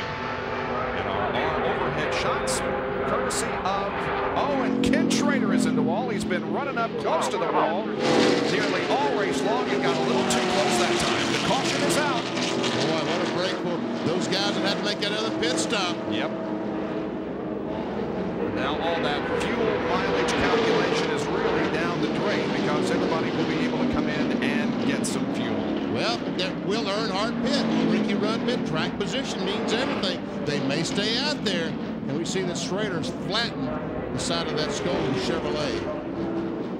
Just our second caution of the afternoon. The right front tire is flat. I don't know if it went flat and caused the crash, or the crash caused the flat. Jerry Bunt? Well, maybe the radio said apparently he caught a right front tire, so you're exactly right. The car, the Skoll Chevrolet, they come in. Andy Petrie now with the sledgehammer trying to beat the right front fender back out. Andy owns the race car, and now they're trying. The Goodrich guy runs over to pull that shredded tire out of the way because apparently Earnhardt and others will be coming down pit road momentarily. They've got a tire on the Skoll Chevrolet, and Schrader still sits on pit road. We'll take a look again at what happened. Here we see him at the very back, right beside the 28 car. And they go in turn 3. This is down the backstretch. They go in turn 3. All those cars go in the corner, and the right front tire goes flat and straight in the wall goes straight. But luckily, he was on the top of the racetrack, where he's been most of the day, and so the blow was a lot less had he been with the 28 car and got that thing aimed hard straight for the wall. The blow would have been much harder. Okay, caution is out. The pit road has not been open yet. It will be next time around. So we anticipate lots of pit stops. The question is, will Earnhardt and Rudd, who have both said that they can go the distance on fuel, will they come in or will they stay out there and keep the track position? Very interesting. I know one thing, it's had to be a break for John Andretti, Rusty Wallace, Michael, all those cars that could not make it to the end. This has to be a break because now they can stop and don't have to stop again. Ken Schrader, the reason for the caution, had 9 top 10 finishes in the last 10 Daytona races. So a bit of a setback for him.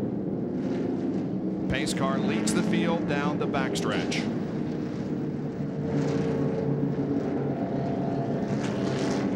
.108 laps have been completed. So it's going to be, what, 30, 40 seconds before these cars get to the pits. And those crew chiefs, their minds are whirling 1,000 miles an hour. What do we need? They're talking to the driver. We need to make a chassis adjustment. Okay, it's okay. All the decisions they make in this next 30, 40 seconds will probably determine who wins this race.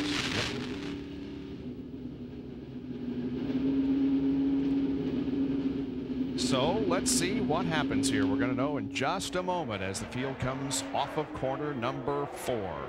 We know that John Andretti and Rusty Wallace and those people will be coming in.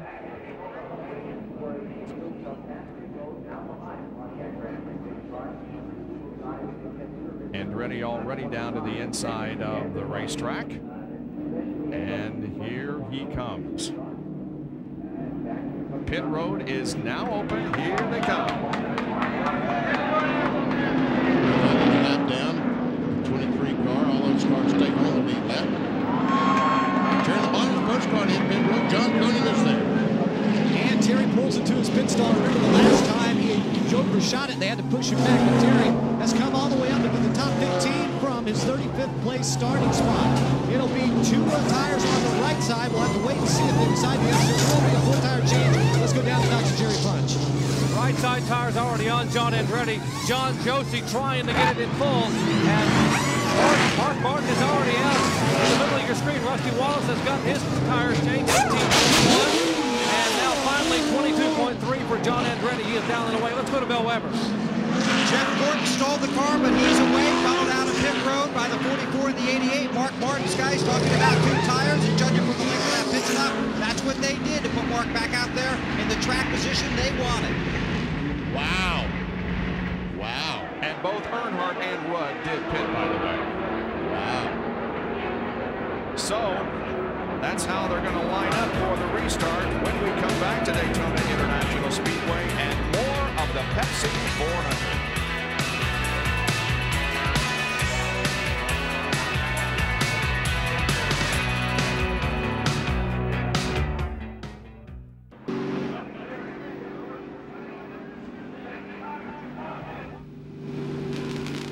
Welcome back to Daytona International Speedway and the Pepsi 400 under our second caution of the afternoon. In the pit area that time, Terry Labonte hit a tire from the 9 team and some unhappy people. Once we see him hit the car, and that Kellogg's guy says, yells to the Lake Speed crew, come on, get that tire out of the way, man. You're messing up the valence of the front air dam on our car. Those guys take it pretty serious, don't they? And in the Pennzoil pit, a possible injury to one of the crew members. See him looking at his ankle or foot. Got some ice already around it. Well, we'll check on that to see how serious the injury is. Meanwhile, we'd like to salute Pennzoil because they provide the overhead shots with the camera on the Pennzoil Copter Cam. We are under caution because of Ken Schrader's incident with the wall in turn number 3. And there is Ken. Right front tire went down right into the wall in turn 3, but not a great deal of damage to that car.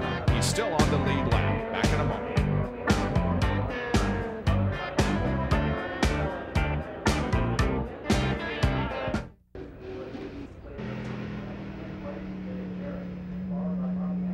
Just about to go back to racing here in Daytona with Mark Martin at the front of the field. He only took on 2 tires during that pit stop, but he's got track position here as we go back to green. Ward Burton second, Jeff Burton is in third, Derek Cohn fourth, and Rusty Wallace is in fifth as the green comes out.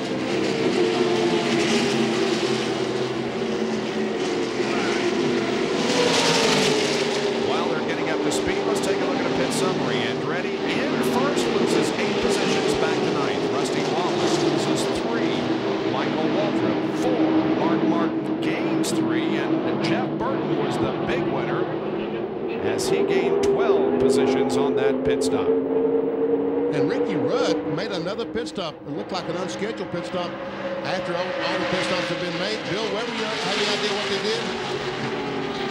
Benny, Jim Long saw the fender was rubbing on the right front tire after Rudd had come in. They don't know how it happened. They imagine obviously he bumped someone in traffic or someone bumped him, but they don't know when it happened either. Jim just happened to see it then, so he called Rudd back in. They came in, they pulled the right front fender away. They didn't want to take any chances in the last laps of this race. They didn't want Ricky to cut a right front tire, so they pulled the fender away. Jerry? Well, the injured crew member in the Pennzoil pit was Jackman Gary Leffler. And what happened, Gary was on pit road to jack the 30 car when the 81 car came down pit road. And according to Gary, the 81 car clipped him, got his right ankle. He took a tumble, has a small laceration, a small cut about 2 inches on the outside of the right ankle, has some pain at the lower part of the right leg. He's able to, he's not going to get uncomfortable. They're going to go ahead and splint it, ice it, take it in for a precautionary x-ray. But his activities are through for the day. It's no more serious than that. Well, this is the time when you kind of hold your breath for a few laps while these guys get sorted out. We've just gone back to green from a caution, and look at this racing. And they are 3 abreast, and before abreast is called for it. John Andretti, the guys that did most laps today have trouble getting back to the front. They were seeing the red and white car following Ernie Irvin.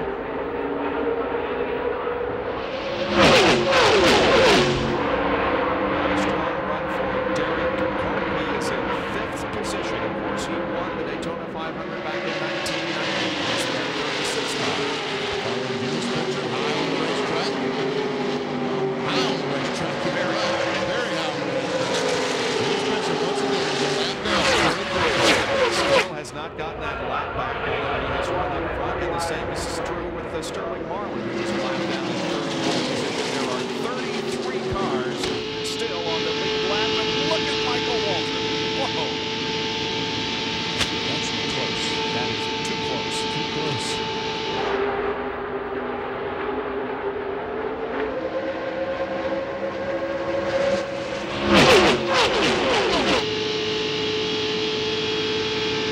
So Michael decides to go to the outside and let Rusty hung out to dry. Cohn took around 2 tires during those pit stops, as did Mark Martin.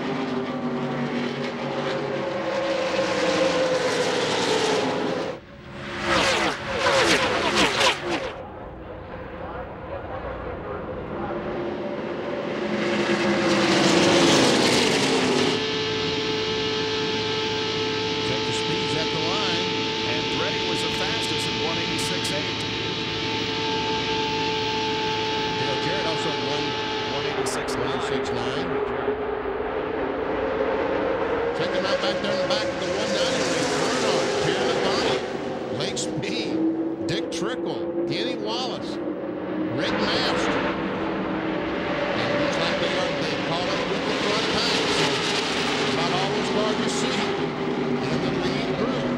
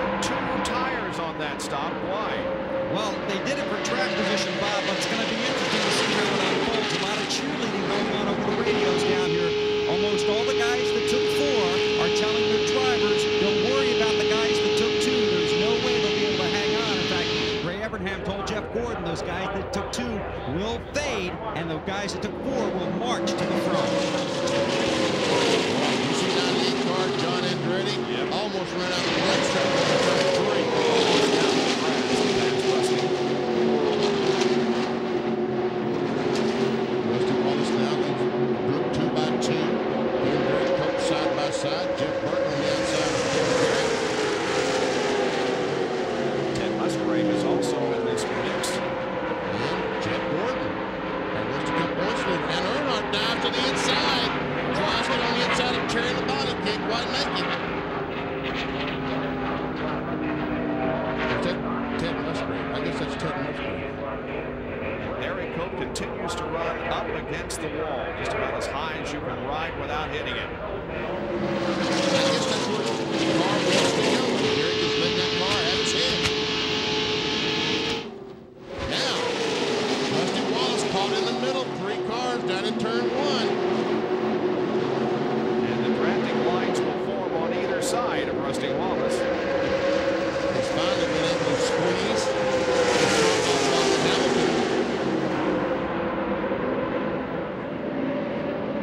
Jeff Gordon drops in behind Derek Cope. He's been challenging Dale Jarrett for the last few laps, but now drops in behind Derek. Ted Musgrave, we talked about him at the top of the shot. Car 2 or 3 years old. That 36 car of Cope has a Hendrick engine. Jeff is right on the bumper.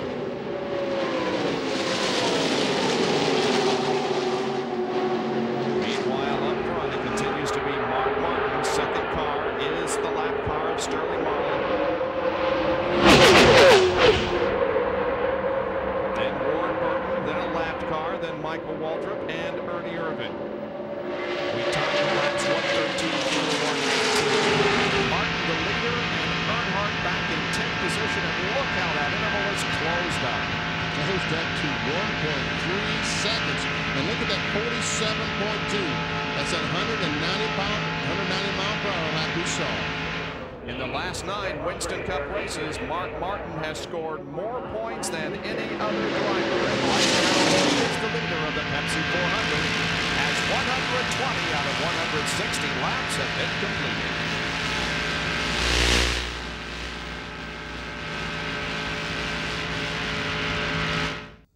Well, in today's Pepsi 400, John Andretti has a real need for speed. Look at him go 3 wide, almost to the grass in the backstretch to pick up the position. John Andretti, one of the strongest runners so far here today. He is in 4th position, but the man on the move is Jeff Gordon. He has moved up to 6th position, right behind Ernie Irvin. That's a real shock, isn't it? Yeah, big surprise, huh? And look at Jeff. Crashes. Jeff Gordon crashes. Let it go. Several times. And how in the world? All right, baby, come on, come on. Keep an eye out. Don't go across the racetrack, Eric. Don't go across the racetrack. Come on, Dick, bring it on to the line. Bring it on. Caution is out.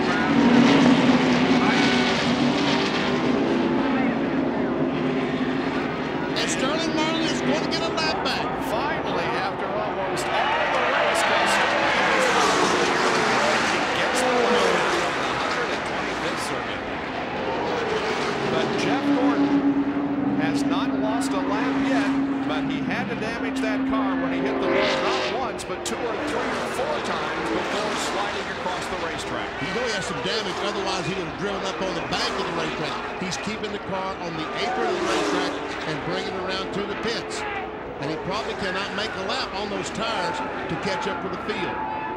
Wow. A 92-point edge over Mark Martin going into this event. Mark Martin is the leader of the race. Jeff Gordon is coming in after having hit the wall over the backstretch.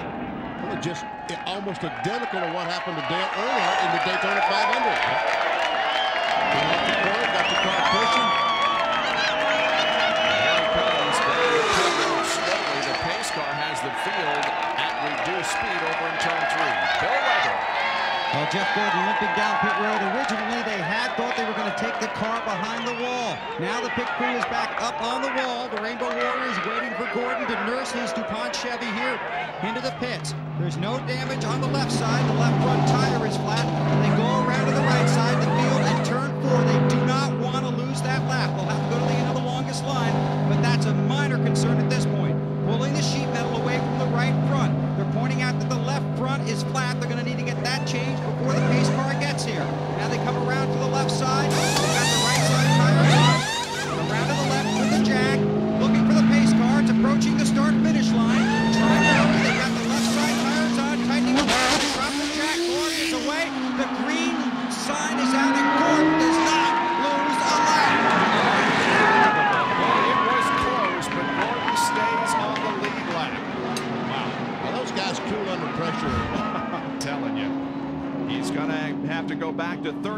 position since that is the last car on the lead lap, but Gordon nevertheless stays on the lead lap. And here's what happened as he came out of the second corner. This comes off the second corner, and the car either pushed up there or got loose. And Derek Cope tries to go through the grass, tries to keep the car straight, can't quite make it. He does spin. I don't think Derek hits anything, though. But I'm sure riding across all that grass to pavement doesn't help anything. And once again, Benny, we dodge a major bullet because there could have been a dozen cars involved in this. They sure could have. And watch it, he goes all the way across the racetrack between cars. Terry Labonte came real close. What a trick that was. Man, watch it from the blimp. Helicopter. Copter cam. One. Oh, that's from the camera up on the roof. He hits a wall 3 times before he spins to the infield. And look at Labonte right there. Just, I don't know how in the world those guys were able to get through. Wow. Now we go to the copter cam. And watch as Gordon comes off and looks like the car got a little bit loose, and he chased the back end up the racetrack and just simply ran out of the racetrack. Wow. Gordon is back in, Bill. And now they're going to work on the cosmetics and the aerodynamics. They're going to try and pull all that sheet metal away from the right front tire. They looked at the right rear. They seem to be happy with that. Got Donahue, Ray Evernhammer out there. Now they're going to tape down the hood along the right side. Gordon revs the engine a little bit, anxious to get back out. Watching for the pace car. Ray tells him plenty of time. Again, more tape to make sure the hood does not come loose. Gordon's going to creep forward. They use a tool that helps pull that sheet metal away. It's a little roller device. The Gordon rolls forward. The car actually moves forward, and the device pulls the sheet metal away from the right front tire. That's what they did. He's back out. This is amazing. This is how these guys won a championship, by never giving up in a race. You know, they booed Gordon in the driver intros because he's doing so well. But this is why, because these guys never, ever quit. Rainbow Warriors are quite a group, and they have kept their driver Jeff Gordon on the lead lap here, as we will go back to green in just a moment when we return to Daytona.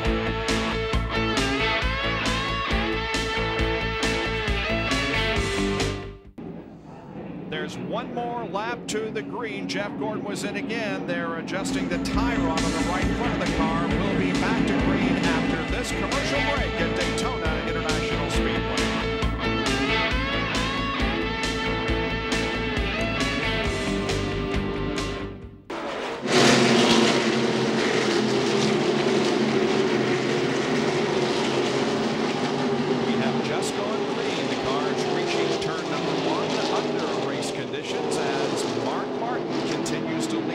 But look at that car up on the high side, passing Ward Burton. That is John Andretti. He passed Michael Waltrip down in turn 1, and he passed the 22 car off 2. Now, Michael Waltrip and the 22 got a great battle going for a big spot.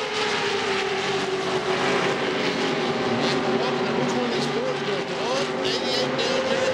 Starting on the Burton decided to go down there, so the Ford Pontiac looks like he's in trouble. All those Fords ganged up on him.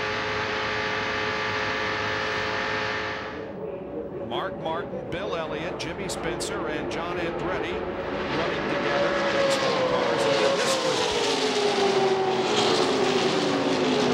Spencer still trying to get the lap back. Now here comes John Andretti, joined by the 2 lap cars of Bill Elliott and Jimmy Spencer. So put Andretti in the second spot. Boy, the RC car is fast today. Indeed it is. John Andretti has never won a NASCAR Winston Cup race.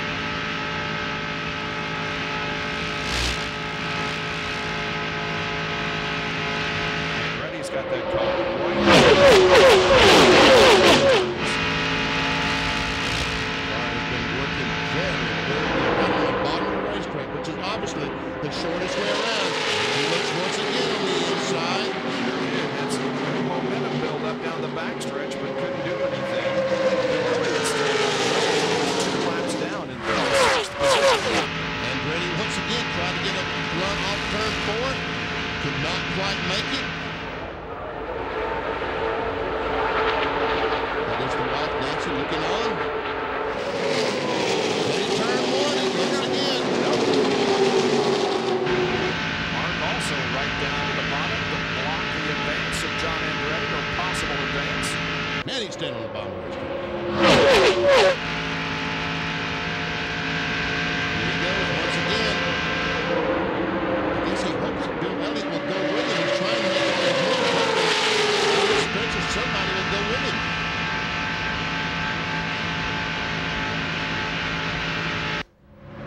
Remember, John Andretti complained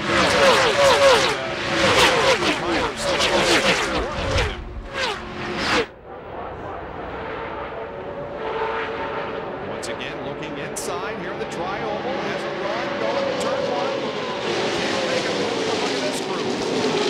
Burton, Terry Labonte, Derek Cope. And Derek Cope is back up there again. Is that Cope with a 16 car Western? I guess that's Western. Meanwhile, the 24 car of Jeff Gordon is back in 34th position. Last car on the lead lap, clear at the back of the line. If points were awarded right now, Mark Martin would be in the NASCAR Winston Cup points lead for the first time in 6 years. 1991 was the last time he was in the points lead. So Jeff Gordon's incident with the wall in the backstretch late in the race has put him back to 34th position. His teammate Ricky Craven right behind him on the racetrack. And Ricky Craven had something, a piece of brake rubber go through his radio early in the race, so he's several laps down. Jeff Gordon would be 22 behind, and Terry Labonte would be 61 behind if points were awarded right now. But we still have Several laps to go. 26 laps to go. 25 and a half.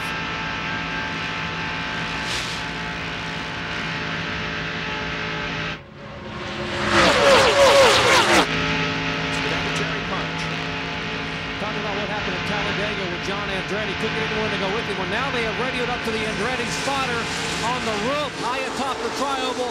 And John Andretti's spotter is going over to talk to Bill Elliott's spotter to see if possibly Bill would go. Those two Fords would go together and try to go to the front. As Tony Furr now talking to his driver, so we're trying to talk to Elliott to get him to go with you. We'll find out when we come back if indeed Elliott and Andretti will hook up. Back in a moment.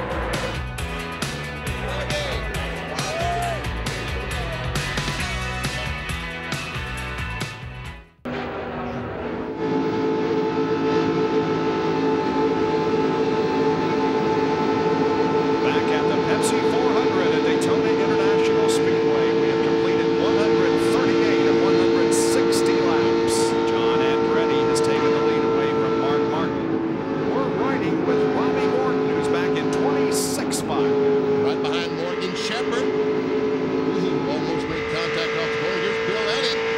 He is 2 laps down. Had a plug wire come off earlier in the race as he was right behind the leader of the race, John Andretti.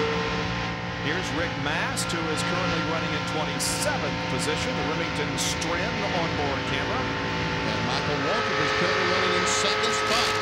Only the lap car, Bill Elliott, between him and the leader. Rusty Wallace Back in 17th spot. He's been a contender all day. Has run up in the top 10 most of the day, but is in 17th at the moment. And there is traffic in front of Mark Martin for the first time in a long time because he lost the lead just a while ago to John Andretti. They come off turn 4 on Andretti, and Bill Elliott goes down right with him, gets on the bumper, and takes the lead. Meanwhile, Burton goes by the 23 car. And Dale Jarrett tried to get by her lane.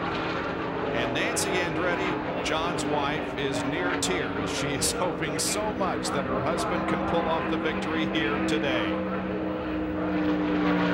These last 20 laps are going to be, or 30 laps are going to be on edge for her. Let's go down to Jerry Punch. As you watch Nancy Andretti a moment ago, John Andretti's spotter went over to Elliott's spotter, we said go into commercial and convinced him to go along. And Tony Furr said when you made the pass, John, now if the engine runs the final 20 laps, can't nobody handle you. You're going to victory lane. But remember the deal. If the caution comes out, you got to let the 94 back by you to get his lap back. That was the deal for him helping you to go by the 6. Like a shot out of a cannon, he comes along with Dale Jarrett. Mark Martin also on the bike. They all pass by Michael Waltrip. And outside. They don't want to let him back in. Here comes Sterling Marlin. Stayed a lap down all day long. He's now back up to the 10th spot. An incredible run for Sterling Marlin. The second caution flag was a lap down, but now he is among the contenders. There's Jeff Burton working up on the high side. He's back at 12th. The 90 car of Dick Trickle is also having a good run. Dick is 7th.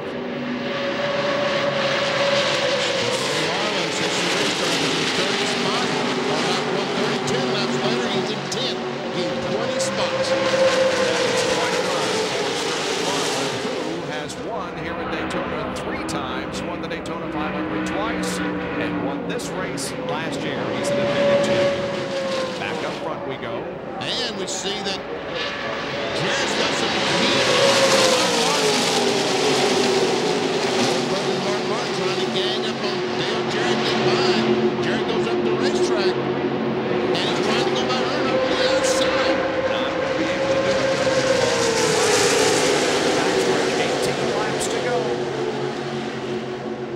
How about that Dick Trickle, BP? In 6th spot, Holly Myers, Fort Thunderberry. And right behind him is Sterling Marlin. And Kyle Petty, look, he's in the mix. Yep. And here comes Sterling. John Kernan. I just talked to Rick Pipminston, who built the motors for Sterling Marlin's car. I know they've always got a strong quick motor. I asked Ron, is it a strong enough motor to pull Sterling toward the front? Sterling smiled, actually took the toothpick out of his mouth, and said, well, Sterling's hitting his best shot. We'll just have to wait and see. Boy, this is incredible racing here with less than 20 laps to go. There are only 3 cars out of the race, and there are 34 cars that are still on the lead lap, being led by John Andretti.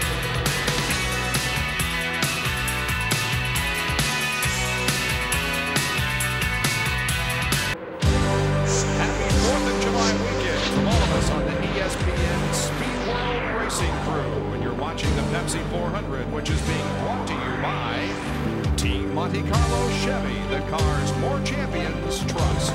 By McDonald's, the official drive-thru of NASCAR. And by Firestone, America's tire since 1900. 15 laps to go, and the Pepsi 400 make that 14 laps to go now as John Andretti hangs on. Earnhardt is closing in quickly. While we were in break, an incredible thing happened to Michael Waltrip. Michael Waltrip, the red car on the inside, comes off the corner, goes up. He and Dick Trickle almost make contact. He tries to jerk the car away from Trickle, and watch this, folks. He goes through the grass, drives back on the racetrack, and continues on. Unbelievable how he saved that. Now we see him gets the car a little bit out of shape, and just all of a sudden drives across the racetrack, keeps it going straight through the grass, and kept going. Wow. How about his onboard camera shot instead of this?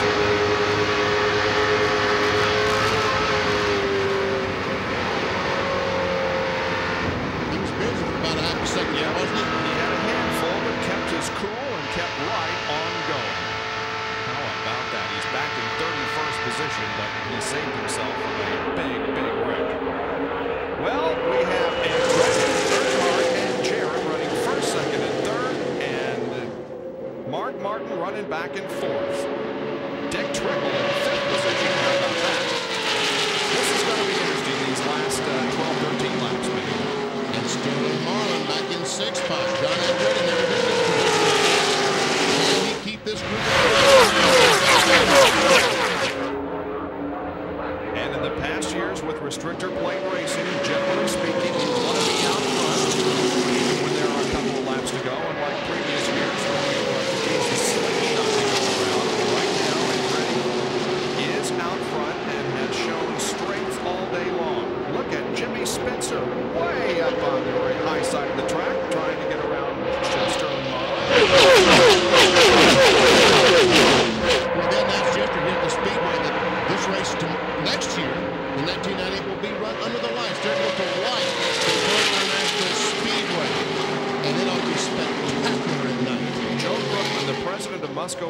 company says it will be enough lighting to light 24,000 blocks of residential lighting. The brighter residential streets run from Daytona Beach, Florida to Iowa in the home offices of Buster White. Let's check out the speeds. And we see the leaders are not running that fast. 180 miles per hour. As a matter of fact, the entire field, the cars in the back are actually running faster than the cars in the front. Here's Terry Labonte running side by side for 7th spot. There's some real struggles going on up here right now because they realize just 10.5 laps to go. The position is right now might be a position you have at the end of the race. It's about a spot.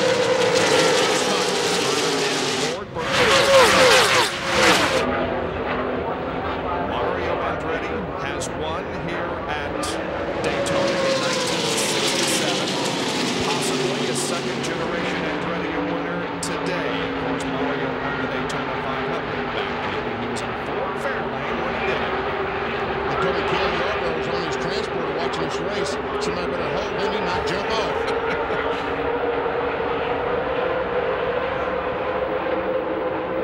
Sterling Marlin, here's a battle for 5th spot. He's got Terry Labonte with him. Right, lapped on by Dick Trickle, and looks like they're going to get the job done. Trickle hung out by himself on the top side. He comes back strong because he's following Mark Martin. 9 laps to go in the Pepsi 400.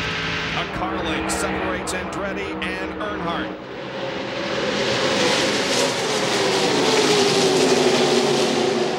Now Marlin gets a little bit of drafting help down below from Jimmy Spencer. But meanwhile, the 5 car goes on the outside. That's Trickle by. How about Dale Earnhardt trying to break that 42-race drought? And how about Dale Jarrett, who has won here 3 times? John Andretti, race car. I think someone is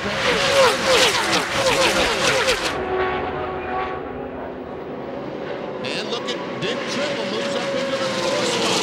Mark Martin drifting back. The guy who would take the points thing that the race ended a little bit ago, losing some spots right now. As a matter of fact, if points were awarded right now, Jeff Gordon would have the points lead by just 2 over Mark Martin. So these last few laps are very important for Mark Martin. Jeff Gordon continues to run in 34th position. Dale Jarrett has won twice here at Daytona, now 3 times. There's looking back from Mark Martin to Ward Burton.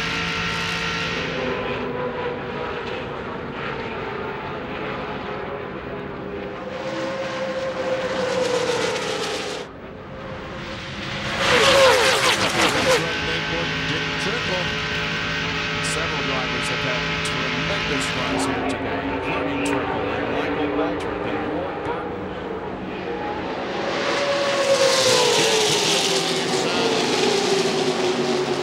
And what, look here, look here. It's Dale Earnhardt going for the lead. Let's see if he gets some driving help up there. You know Dick Trickle's going to go with him. Oh! And Jarrett had to squeeze back in that spot in Sterling Marlin, trying to take 4th away. He goes to the bottom of the racetrack and he tries to take the spot away from Trickle, and he does it. We tried that a moment ago, tearing the body with the Trickle on the outside of the racetrack, and move Sterling Marlin back. They're all watching TV. Hey guys. Dig it. Yeah, I'm doing my way to the wall. Oh, you're doing all you can do. Sterling once again loses that spot Play to 'em. Trickle and Terry Labonte. Meanwhile, there are less than 6 laps to go. Trickle looks up high on Dale Jarrett in the battle for 3rd position in turn 2. Play all around. Rusty Wallace is back there running in the top 10. Here's Larry McReynolds as they talk race strategy and watch the final few laps of this race. There's Marlin going to the low side of Trickle. Hell behind him. He now has it.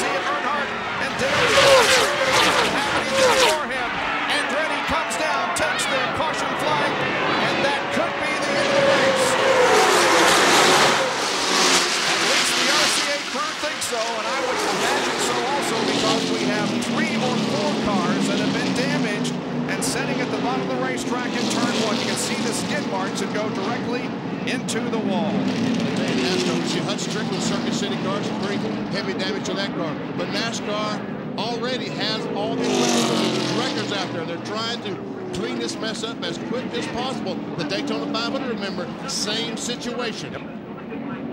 There's Morgan Shepherd limping back. Ricky Rudd has climbed out of his very badly damaged race car and is sitting on the ground. And let's take a look at what happened, Benny. Never see Ricky Rudd just gets the car loose, go down in the corner, goes up the racetrack, and the 21 car is going to make contact in the left front. The 77 car is coming along. He and Hut Strickland make contact. That's where Hut got the damage to the Circuit City car.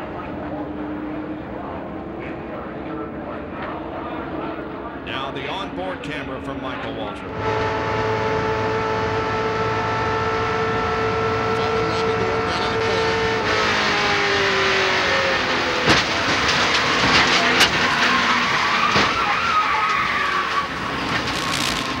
Can't see a thing when it happens in front of you, can you? We'll see Michael's okay because he's still steering. It's torn all to pieces, but he's still steering.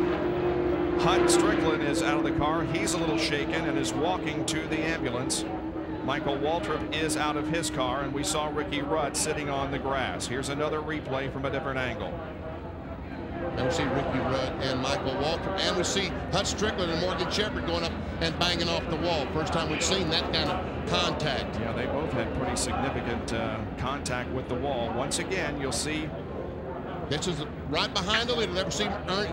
And all of a sudden, the 10 car decided he was going on the outside of Ernie Irvin to get by and just simply lost control. So we have now less than 3 laps to go. The question is, will they get the track clear, and will we have a green flag finish of the Pepsi 400?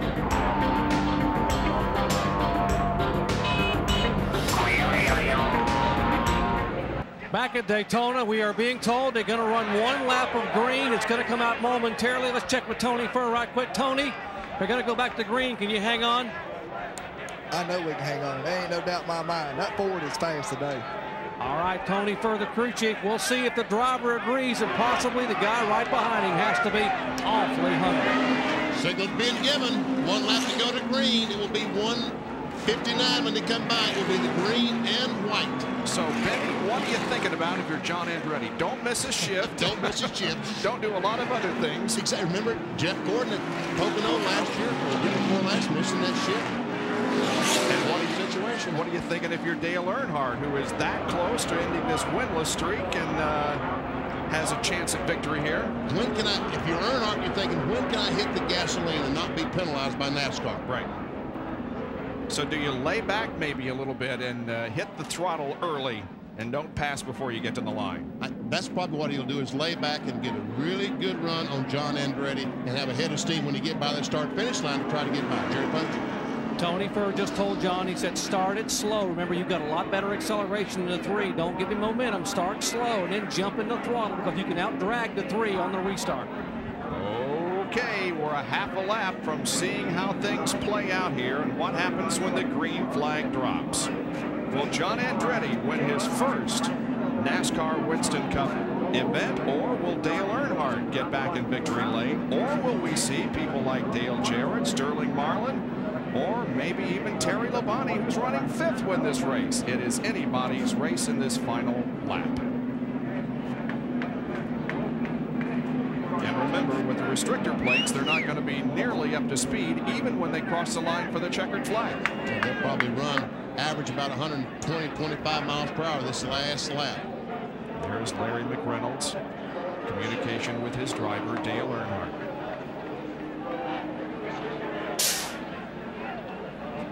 What a great way to start or end the first half of the season. And watch Earnhardt. He's several car lengths behind John Andretti. He's laying back. He's laying back.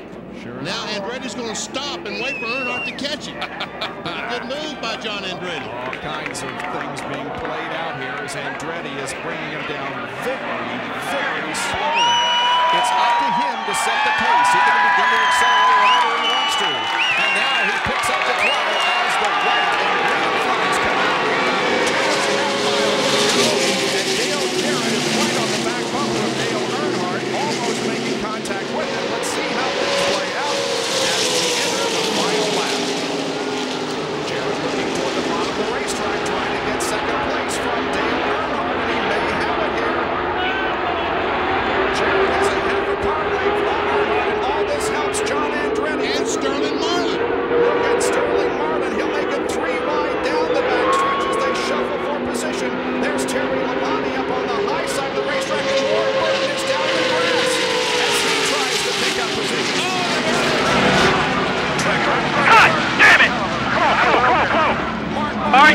let's see who wins this race. Here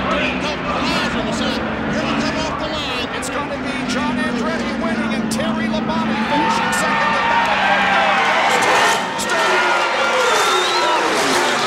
for third goes to is at the end of the racetrack for the cars that have been damaged and whether we may have injury in that massive accident that took place on the final lap in turns 3 and 4. John Andretti won his first IndyCar race at the Gold Coast Grand Prix in Australia in 1991.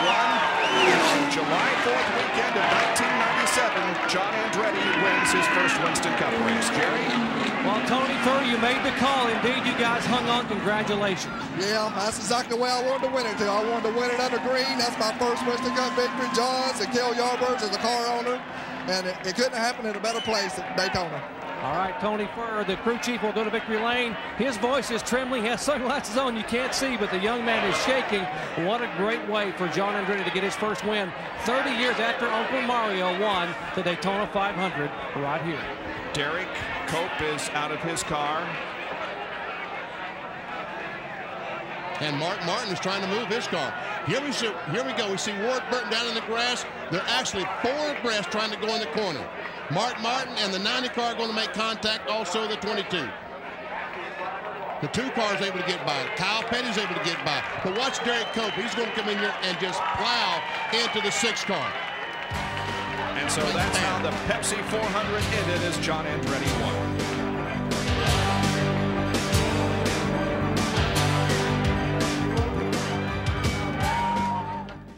John Andretti celebrates his first victory in NASCAR Winston Cup competition. It's pretty special because many crew members from many teams went out and congratulated him. Well, Ward Burton is the driver that we are most concerned about. There you can see Mark Martin and Jeff Burton as they are looking down at Ward, who obviously was injured during that last lap crash. And let's take a look at it once again. There we see, there they are, the 22 car, the 90 car. And this is going down the backstretch. Here we see the 22 and the 88. Now Mark Martin's going to dive in there, and they're going in the corner about 3 abreast. But all of a sudden Dick Trickle comes down, makes contact with Mark Martin. He has to go down. He hits the 22 in the right rear and just drives that Pontiac head on in the outside retaining wall. And Mark Martin's going to come down and get plowed into by, I guess, Derek Cope right there. Yeah. No, he hit the 22 car, and it's the 43 that did the damage to the 6 car.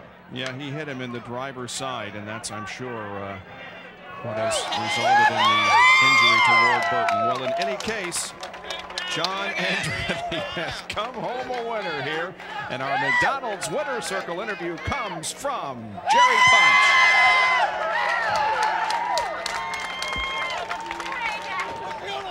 In our McDonald's drive-through winner's circle, do you think John Andretti is going to enjoy this? Here's Nancy and Jarrett and Olivia. They're getting congratulations from the crew.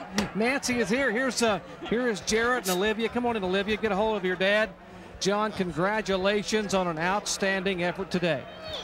Oh, thanks. I mean, you know, I've been saying that this team is the best, especially when restrictor play racing comes, and we've been saying it, and now today we proved it. And I'm just, anybody could have driven the car. I feel great about what these guys have done. I mean, I'd like to thank RCA, you know, Goodyear, Ford, and all the people that have been involved. I mean, Kel Yarbrough, you know, put a lot of faith in me, and you know, there's been a lot of talk and things going on, but today we came through and got the first win for Kel Yarbrough Motorsports, and it feels great. How about those last few laps, the restart? Did you think the race would get restarted, number one? And if it did, that you could hang on?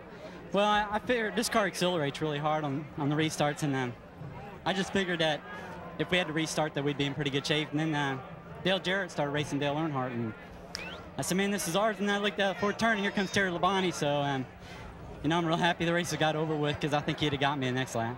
All right, John Andretti, the 8th different winner in 1997, the second first-time winner of the year. He joins Jeff Burton, getting his first Winston Cup victory. The Andretti celebrating here in Victory Lane. John's first career win in his 110th start, and Cale's first win as a car owner in his 293rd race. Let's take a look at the incident that we had in the third turn from Mark Martin's onboard camera. There we see Dick Trickle come down, makes contact, and the camera keeps on riding. It's going to be a heavy blow.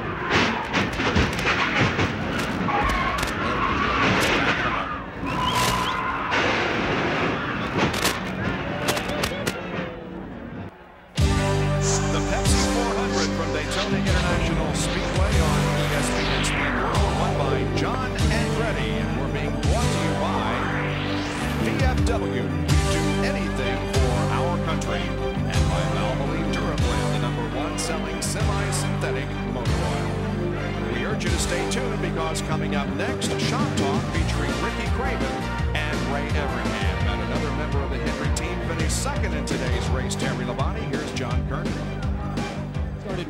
You started way far in the back. You wind up second. How'd you do it? Way far in the back, yeah. We were pretty far back, and I tell you what, it was kind of a struggle all day for us. And there for a while, I didn't know if we could even get to the top 10, and had some problems on pit road. I hit a tire once. I killed the engine twice. Overshot my pits once on a green flag stop, and I'll tell you what, we were lucky. You know, we worked our way to the top 5 there, and then on that last start, I was thinking, I was kind of hoping, I said, maybe they won't go back to green. I'll have a 5th place finish. And then we got a good run of those guys, got by 3 of them, wound up second. So it was a good run for our Kellogg Chevy today. It was a good day in the points race for us, so we couldn't be happier. Second place finish for Terry Labonte back upstairs. And he moves back into second place in the point standings due to that crash there on the last lap. Mark Martin falls back to 3rd. Jeff Gordon retains the points lead. We'll have more in just a moment.